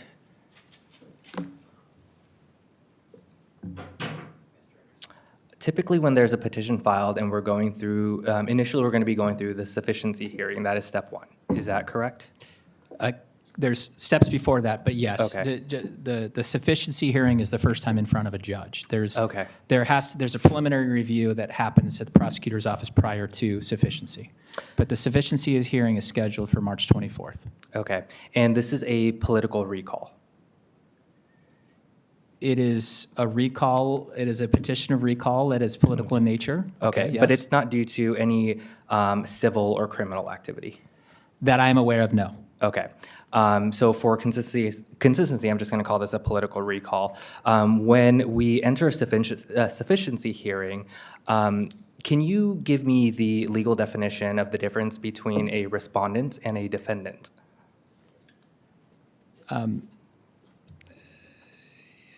A respondent in many petitions is the person responding to the petition.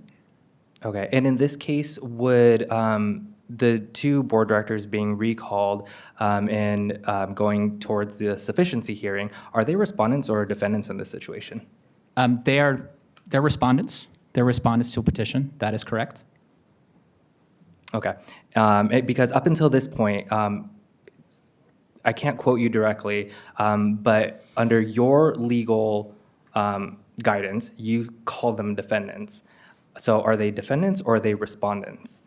I don't know if that distinction matters to me, Director Song. It might to you. Does it matter to the courts? I don't think it does. I think that here, while it's not called out as a respondent or in the law, RCW 4.96, it doesn't matter what you call them. The ability to indemnify them as a respondent or a defendant doesn't matter. They still have the ability to be indemnified. And so in my popular vernacular of whether you call it a defendant or respondent, there still is the ability to indemnify. I don't believe that the term I bring this matters. up because there are a lot of examples and points made here by both yourself and President Margell about making the point that we hear the definition or the reasoning between why there's a difference between being a defendant and being a plaintiff for covering legal fees. So I feel like there was some importance to the verbiage that was being utilized. And so again, I'm for consistency. And so I'm just trying to make sure that I'm tracking this conversation accurately. All right, I will take out the word respondent and defendant and strike it and only use the word indemnify. Okay. And because indemnify is being used as a respondent or a defendant, someone responding to or defending against when something is done to you in which the organization has an obligation potentially to indemnify, as opposed to being on the other side where you're initiating an action against someone in which you don't indemnify. And so whether you say defendant or respondent to me is a distinction without difference. And at this point, I will leave that example to the side and return to my similar advice that I gave previously, which is the ability to indemnify does not change in that this is contemplated in law and is outlined in the statute. Okay, because I'm trying to find the confidence in this legal guidance here, because I don't know the law, I'm not a lawyer. But just a quick Google search in the Washington Supreme Court, there is some definitions and distinctions given between when somebody is referred to as a defendant and when somebody is a respondent. In situations, in case studies where there's a political recall of a board member or any other elected official, traditionally in the sufficiency hearing, they are identified as respondents. A little bit that I do know is words have meanings and words matter. And so within the same conversation, I've heard so far defendant, respondent, now it doesn't matter. I think you're the one that, I've only talked about indemnification, and I've given examples of indemnification within the scope of their employment or duties as a board director. Whether you call it a respondent or a defendant, to me, does not matter. The obligation of indemnification applies in the same way. And so I've given you examples. I'm not going to get caught up on the word defendant versus respondent. You're not going to hear me use that as a reason because they're defendants. I'm not stating that, and I've not stated that. But the obligation to indemnify within the scope of their duties, I will say, is important because it's within their scope of their duties. Okay. Yep, thank you for the clarification. I just wanted it on record that there is a difference between respondent and defendants. Neither one of the board directors that are being recalled are defendants.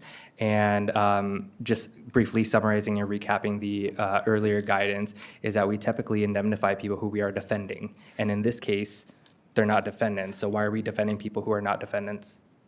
We would defend individuals that are also potentially like a PDC complaint.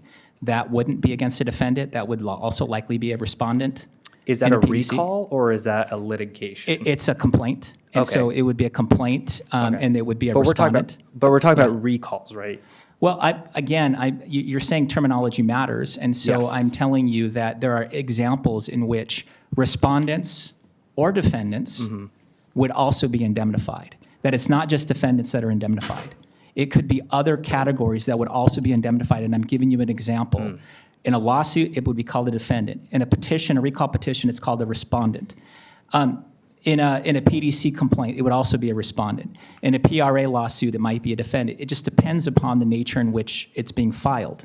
But to me, the key obligation is indemnification. And what I tell you in the advice that I've given you in the 20 years that I've given this advice is that the districts and boards indemnify, in my experience, on recall petitions. And that's where I'll end.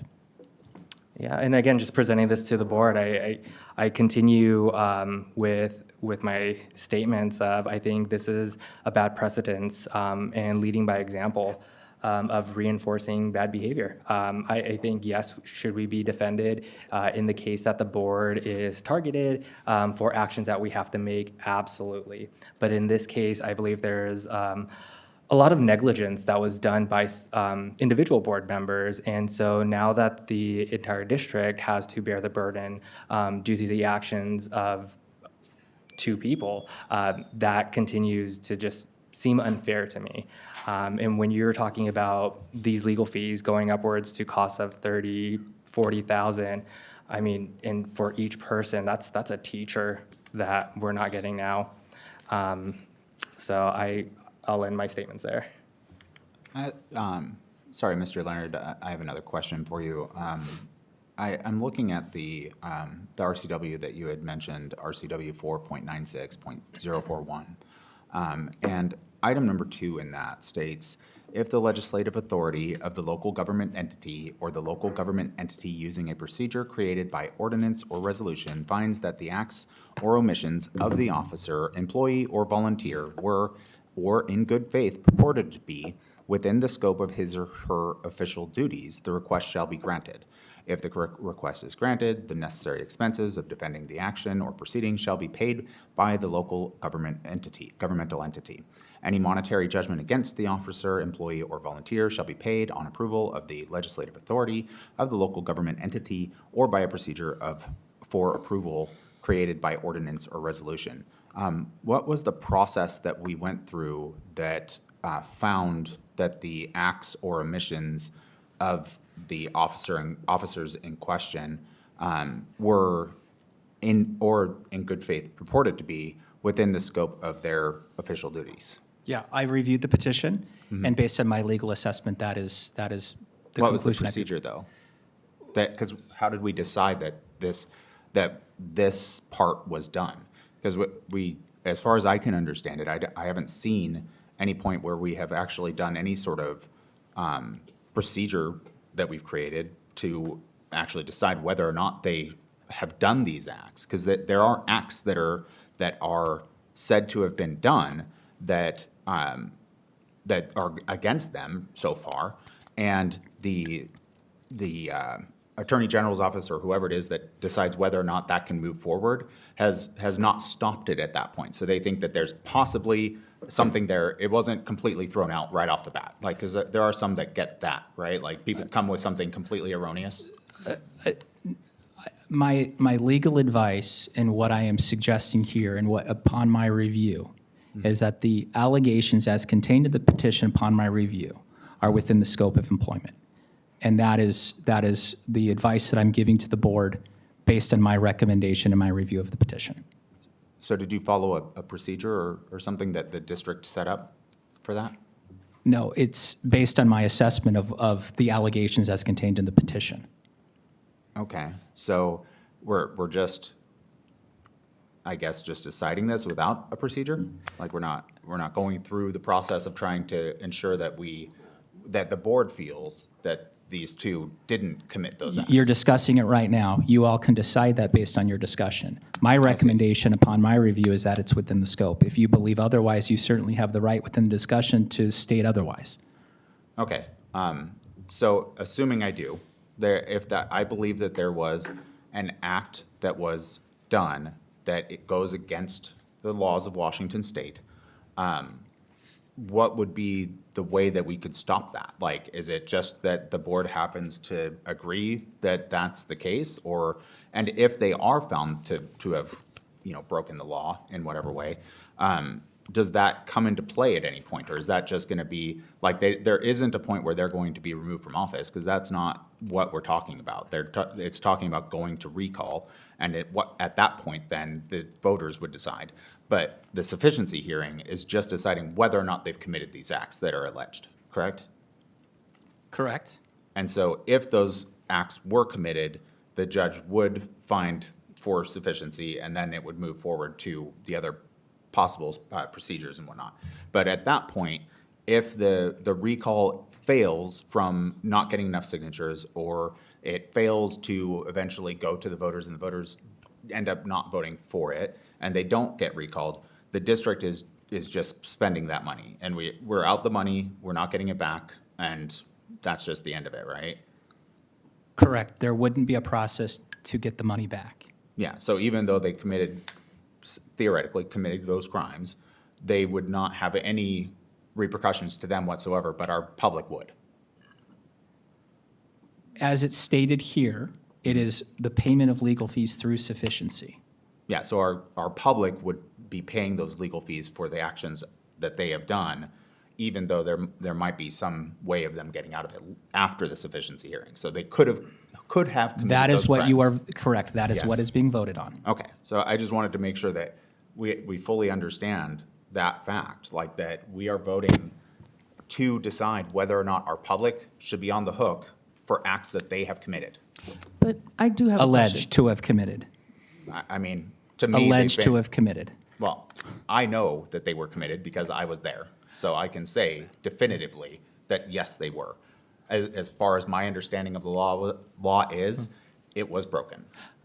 I do have a question. I want to go back to a question we had earlier.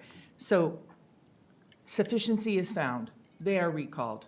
Who pays for that recall? The district does, right? The district pays for the recall. The recall petition, the actual process of. But afterward. So let's be very clear. So Director Gregory, are you talking about who pays for the placement of the new board director? Yes, so we You got have it, to you do got a it. recall petition. The recall petition goes forward. They're going to have to be recalled. Who pays for that? That process, Who pays for that process? The King County elections. I mean, it does- depends, I mean, I guess it depends on what you're talking about, the cost of that. Of sending out the vote. Sending out the ballots. vote, putting Okay. it out, putting the special election together. Like, that's all man Taxpayers hours are going to and pay for it, correct? That is going to be election officials, correct, Okay. yes. Thank you. So, sorry, I didn't understand the question. I've been That's standing all here right. too long, but I apologize, I didn't get that. But that wouldn't be the district paying that, or it would? No, it would not be the district of that cost that you're. That specific That cost. specific cost that you are identifying. But if they were recalled, like after that point, they would have to pay the fees though. So like, no Yes. matter what, Yeah, at the end of the legal day- fees encumbered and used as a result of the petition after that point would be on the individual board member. Now, there are costs to the district, of course, of potentially staff time and everything else associated with having Right. to get a new board director. I mean, there are costs associated with the district, but that's separate, But there's also costs with defending them, 100%. and that comes out of our general funds. Correct. Unless they actually get recalled, in which case they have to pay them back. Right. Which, I mean, I wouldn't take that bet, but you do what you like. Okay, I don't have any other questions. Me neither. So a motion has been made and seconded for item 8.03, authorizing Kent School District, the district, to pay the necessary expenses of defending Kent School Board Director Megan Margell in judicial proceedings to determine the sufficiency of recall charges. We will have a roll call vote. Director Gregory, Yes. Director Song, Nope. Director Clark, Yes. Director Cook, No. and I am a yes. The motion passes 3-2. We now move on to section 9.0 for the consent agenda. Are there any items that a board director would like to pull? Are there any- I'd like to pull 9.07 and 9.08, 9.09, and 9.10. Oh, and 9.11. Although, can we that one I just want to discuss. Can we do that during consent agenda discussion? Yeah, Okay, so I can leave that one in there. Actually, can I just leave all of them in there then? you can. Okay, because I just want to hear from them, from our IT team about the items 907 through 910. Okay. Okay, so as I hear, is there a motion on the floor to accept the Move consent approval agenda? of 901, 902, 903, 904. No, No, the all whole of it. agenda. The Yeah, whole agenda. Oh, Could you make that motion, please, Director Clark? I move approval of the consent agenda items 901 to 913. Is there a second? Second. A motion's been made and seconded for approval of the consent agenda items 9.01 through 9.13. We are now open for discussion. okay, so, sorry, Superintendent Bella, would you be able to have our IT representative come and explain a couple of things? Absolutely. Can you name which one so I can? 9.07 through 9.10. 9.07. I'll have Mr. Kyle Olson, our Director of Technology Operations and Support Services. Good evening. Good evening. So I just wanted to point out, it looks like the amount that we're spending here is, we're changing the order a little bit, but it's only a few $1,000s in comparison to the total of 2.7 million. So it's a relatively small ask. But again, these fees that we're paying here are only 20% currently of what the total cost would be because of the E-rate funding, which who knows if it will stay given the current administration's actions. Yeah, that is a concern, right, that E-rate funding sticks around because it does fund so much of our stuff for us. I will put probably a little bit of point of clarification. Any type of change order is outside the scope of the E-rate stuff, so we are actually covering the full change order. I see. So that's why it's like, yeah, we really try to do our best not to, but in Yeah. a big project, sometimes these things do come up. So have we already spent that money? Has it already been pulled from the E-rate group or what have you for it? So these, have we already spent the money? To do this work, is it already done? And we're just paying for it? The work is not done. I guess the reason I'm asking is, would they be able to come back and take that money from us, like, and say, no, we're not approving that E-rate funding, we're gonna stop E-rate altogether? Oh, no. Yeah, so this is outside. This won't affect our E-rate eligibility in any way. The E-rate funding that has been approved is locked in. Is already done? Yeah, we're locked in with that, for And sure. that's true of all 4 of these, I would assume, I hope. 9.707, the network cabling capacity improvement, both of those, and Yep. then the contract to byte speed, does that So apply for? those are new RFPs that we just did, and so that E-rate funding hasn't been approved because we haven't entered see. into a contract. Once you guys give approval that we can enter into a contract, we'll go ahead But and. it behooves us to get that done quickly. For because sure. we don't, because of the uncertainty, right? I would say, Absolutely. especially right now, anything we Yeah. can do quickly is of the utmost importance. Okay, so I hope I can somewhat speak for the board in the sense that we want this done in as quick amount As soon as of time as possible. possible, so that that issue is not something that we have to address. Because Yeah, obviously, a lot of things we wouldn't even be able to do at that point. Correct, yeah, we don't, getting the contract in and getting the forms filed as quickly as possible is important. Yeah. It's not, the contracts won't take effect until we actually get response back from the federal government with that funding commitment Yeah. decision letter. So it's not a guarantee. Yeah, But at yeah. least if we're applying now or as soon as we can, then it's possible. Are there Yep. other things that we want to get done or that we were planning on getting done that we could move forward? I'll say there's one more. Okay. One more coming, probably at the next board meeting. Okay. These two are new-ish as far as even being approved by E-rate. Mm-hmm. And this next one that's going to be coming up will deal with personal hotspots for students at home who don't have sufficient broadband. Yeah. That's brand new. Oh, okay. And so And there's. those are currently approved through They're that currently program. allowable. Yeah, And so if but- we can get them approved. Yeah. But again, we don't know if that'll stick around. Are we able to, like with those ones, are we able to extend those contracts as long as they can possibly be? Like, can we make a 20-year contract or I something? know, right? No, We for can sure. get done as soon as No, the possible. technology goes bad That after would 2 be- years. That would be awesome. So I think we try to do 5-year contracts, which is kind of on the upper limits of what they want to do on these types of things. But even if we have a contract, Yeah. that funding still has could to be fall. approved every single year. Oh, Yeah. Okay. okay, well, So- that kind of sucks. Yeah. But thank you for explaining all of that. That's what I was more trying to get to, because I know a lot of people are concerned about what's happening at the federal level right now and how much they're changing, and I really am worried that E-rate could go away, and that would be horrible. I believe the hotspot one, the ones that's coming up next board meeting is one that's actually kind of been identified by name. Okay. Because it is kind of newer. Are there so- any other things that we could try to do, or I'm just Yeah, no. spitballing because I know that there's. I appreciate the concern because Yeah. I'm super concerned about it as well. At this point, we get things passed as quick as we can, Okay. and we kind of cross our fingers and do the best Awesome. we can. Yeah. Well, I hope you can, if you can find anything else that we need, like try and get it done as quickly as possible. But that's all the questions I had on that one. Yeah, I will say Mr. Olson does a great job of making sure that we get ahead of a lot of the E-rate, Yeah. allowable E-rate to us, to the board as soon as possible. I agree. So, Yeah. Thank you, Thank Mr. you very Olson. much for everything you do. Thank you. That's amazing.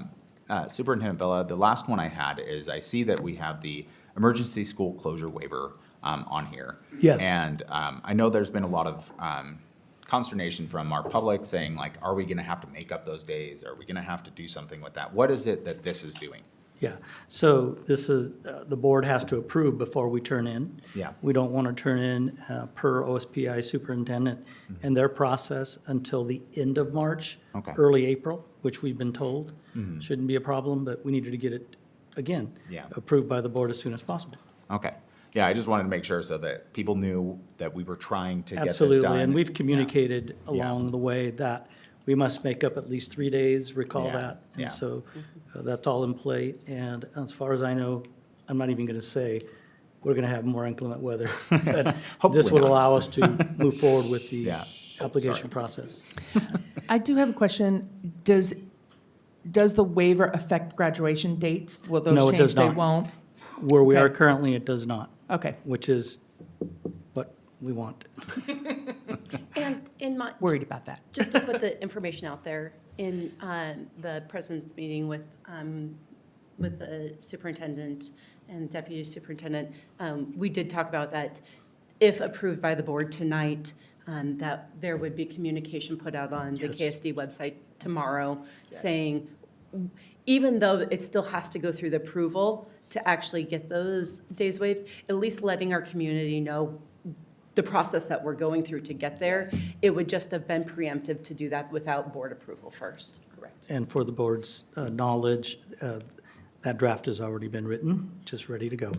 Thank you.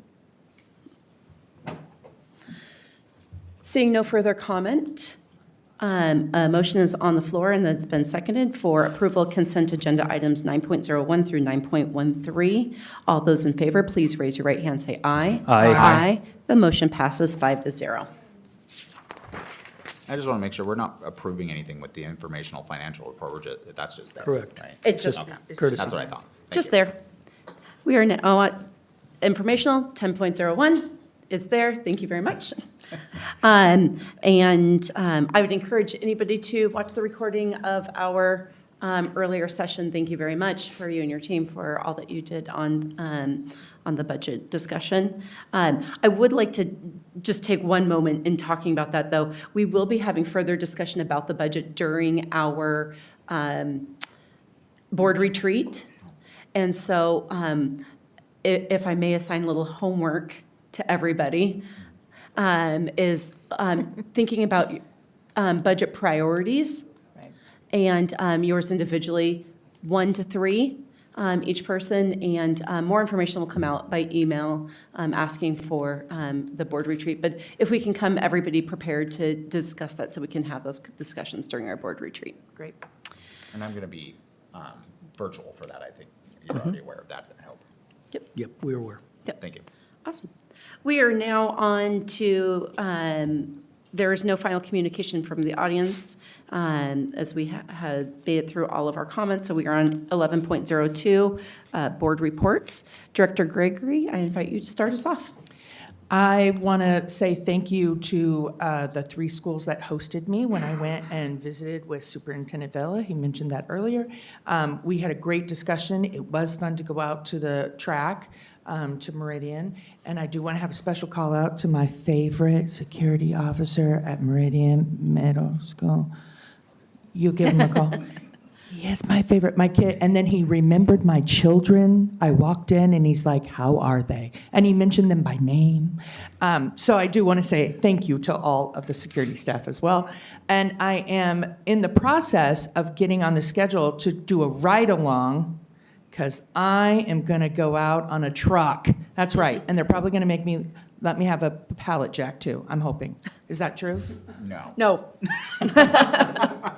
Do not approve. But yes, that's what's going on, and I'm super excited about the other sports that are coming up, and I'm looking forward to March Madness. I'm just going to tell you, I'm being honest. Does that conclude your report? Yes, I'm done. Thank you. Thank you very much, Director Gregory. Director Song. Hi, I just have one, and I'm going to read this off because it was an ask that I did for the PTA putting together a fundraiser for Kent Ridge. And so I asked them to send me a little blurb and to use this opportunity to share the news.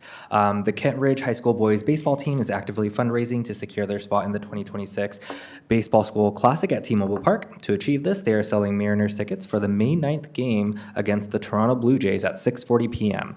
Tickets in the 300 level are available for $20 each. I've bought 6.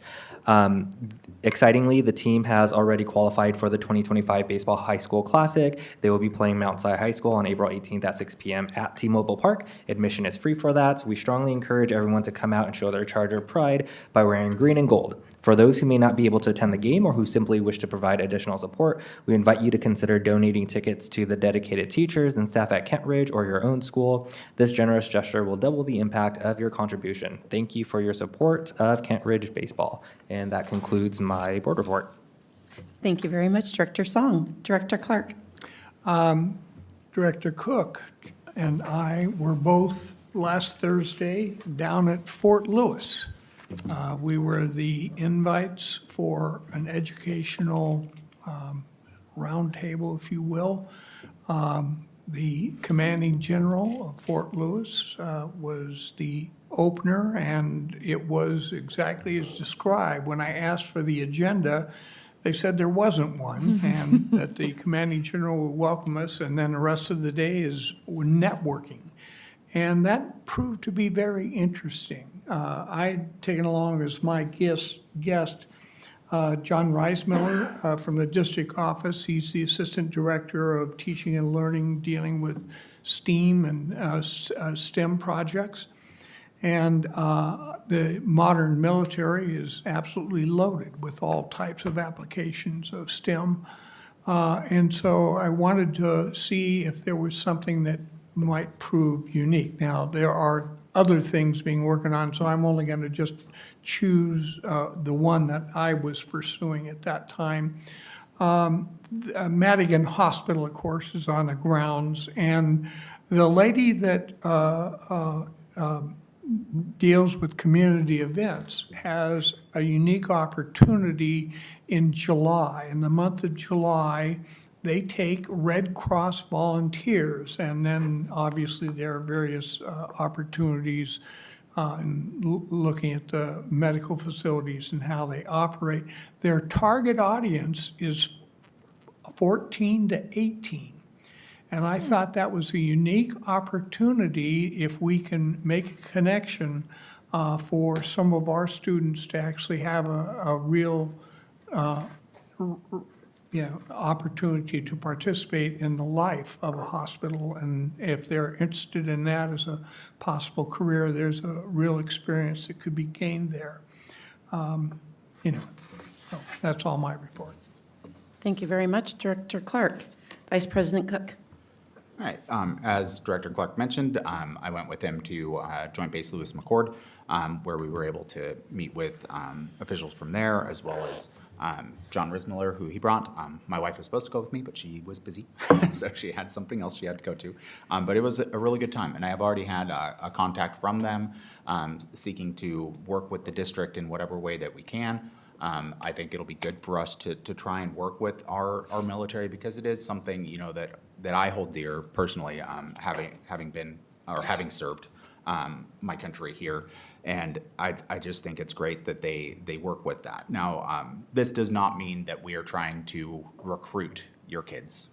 We're not. We're trying to find what things they can show as far as things after high school. This is an option.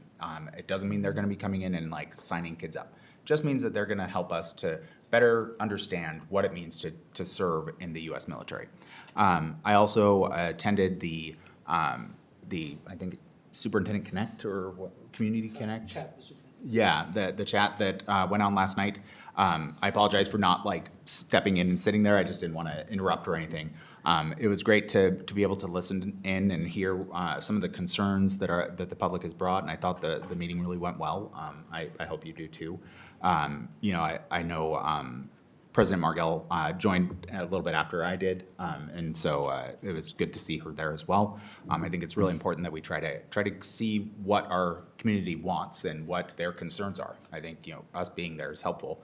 Not denigrating anyone else, not for not having time to do so. I think it's important for me. I've still been doing more work with Renton School District and Auburn School District. Still, working out there to get a better grasp on what it is to work in a school district. It's been very helpful, and I thank them for allowing me to do so. And so outside of that, as far as everything went tonight, I want to make sure that everyone knows these are professional disagreements. They are not personal attacks. I actually really like the people that I'm up here with.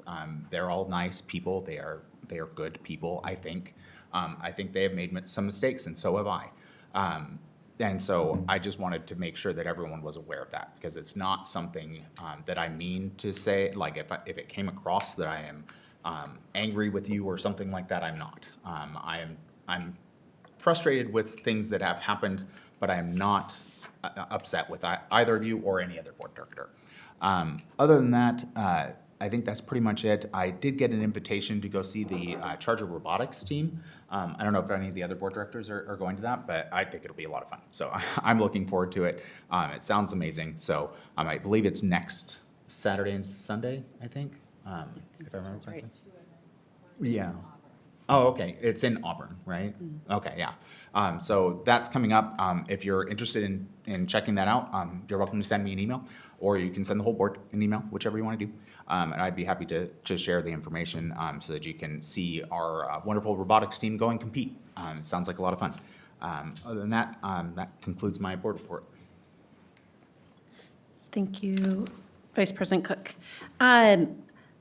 Excited to see the superintendent chats come to fruition. I know that that was something that I had wanted to see since joining the board, and so really excited that we were able to look at that. And I'm glad that Director Cook also agrees that that is a good use of our time. I love hearing just the unscripted ability to just have that real conversation. And that format works very well.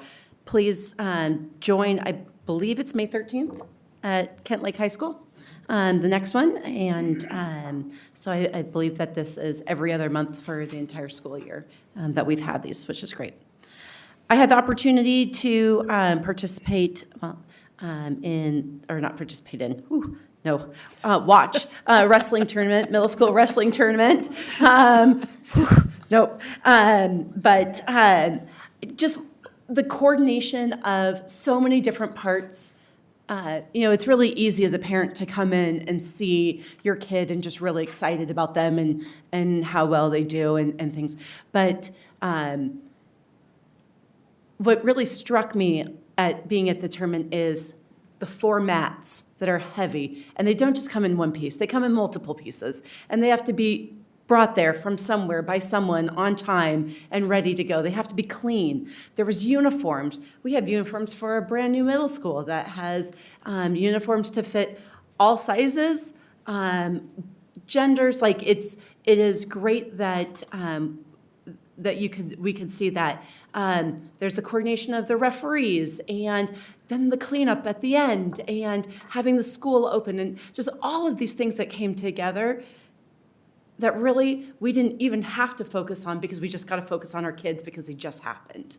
And so just a huge shout out to all of our operations teams that just really make it happen.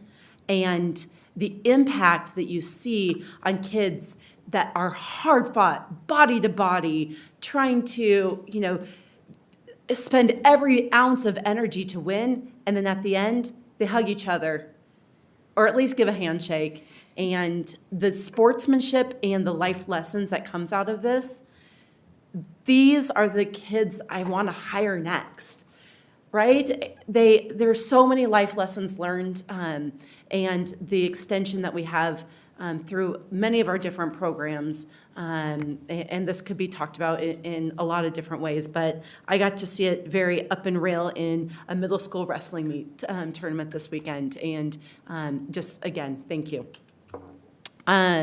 Really excited about the Covington and Kent School District joint meeting that we are having next week. Please note that it is on a Tuesday. I know most of our meetings are on Wednesdays, so for our viewing public, we would love to have you come watch. And just a really important partner and valued partner and thought leader as we go and do life with very similar groups of people and what that looks like. Last thing is communities and schools of South King County. Breakfast is tomorrow, Friday. Sorry.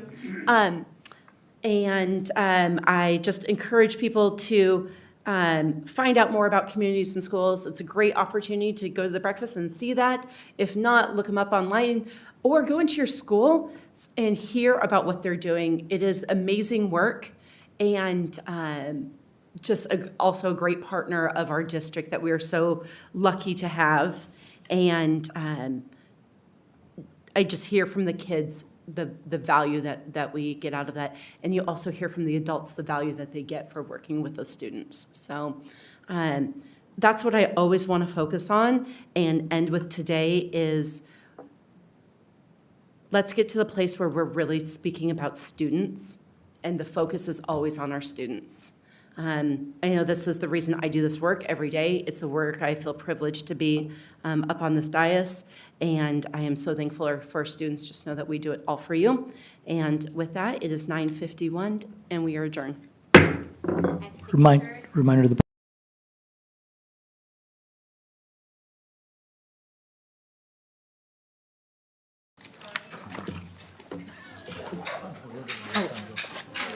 How far? Same. I think Wade wins this week. So picture right out. They say no.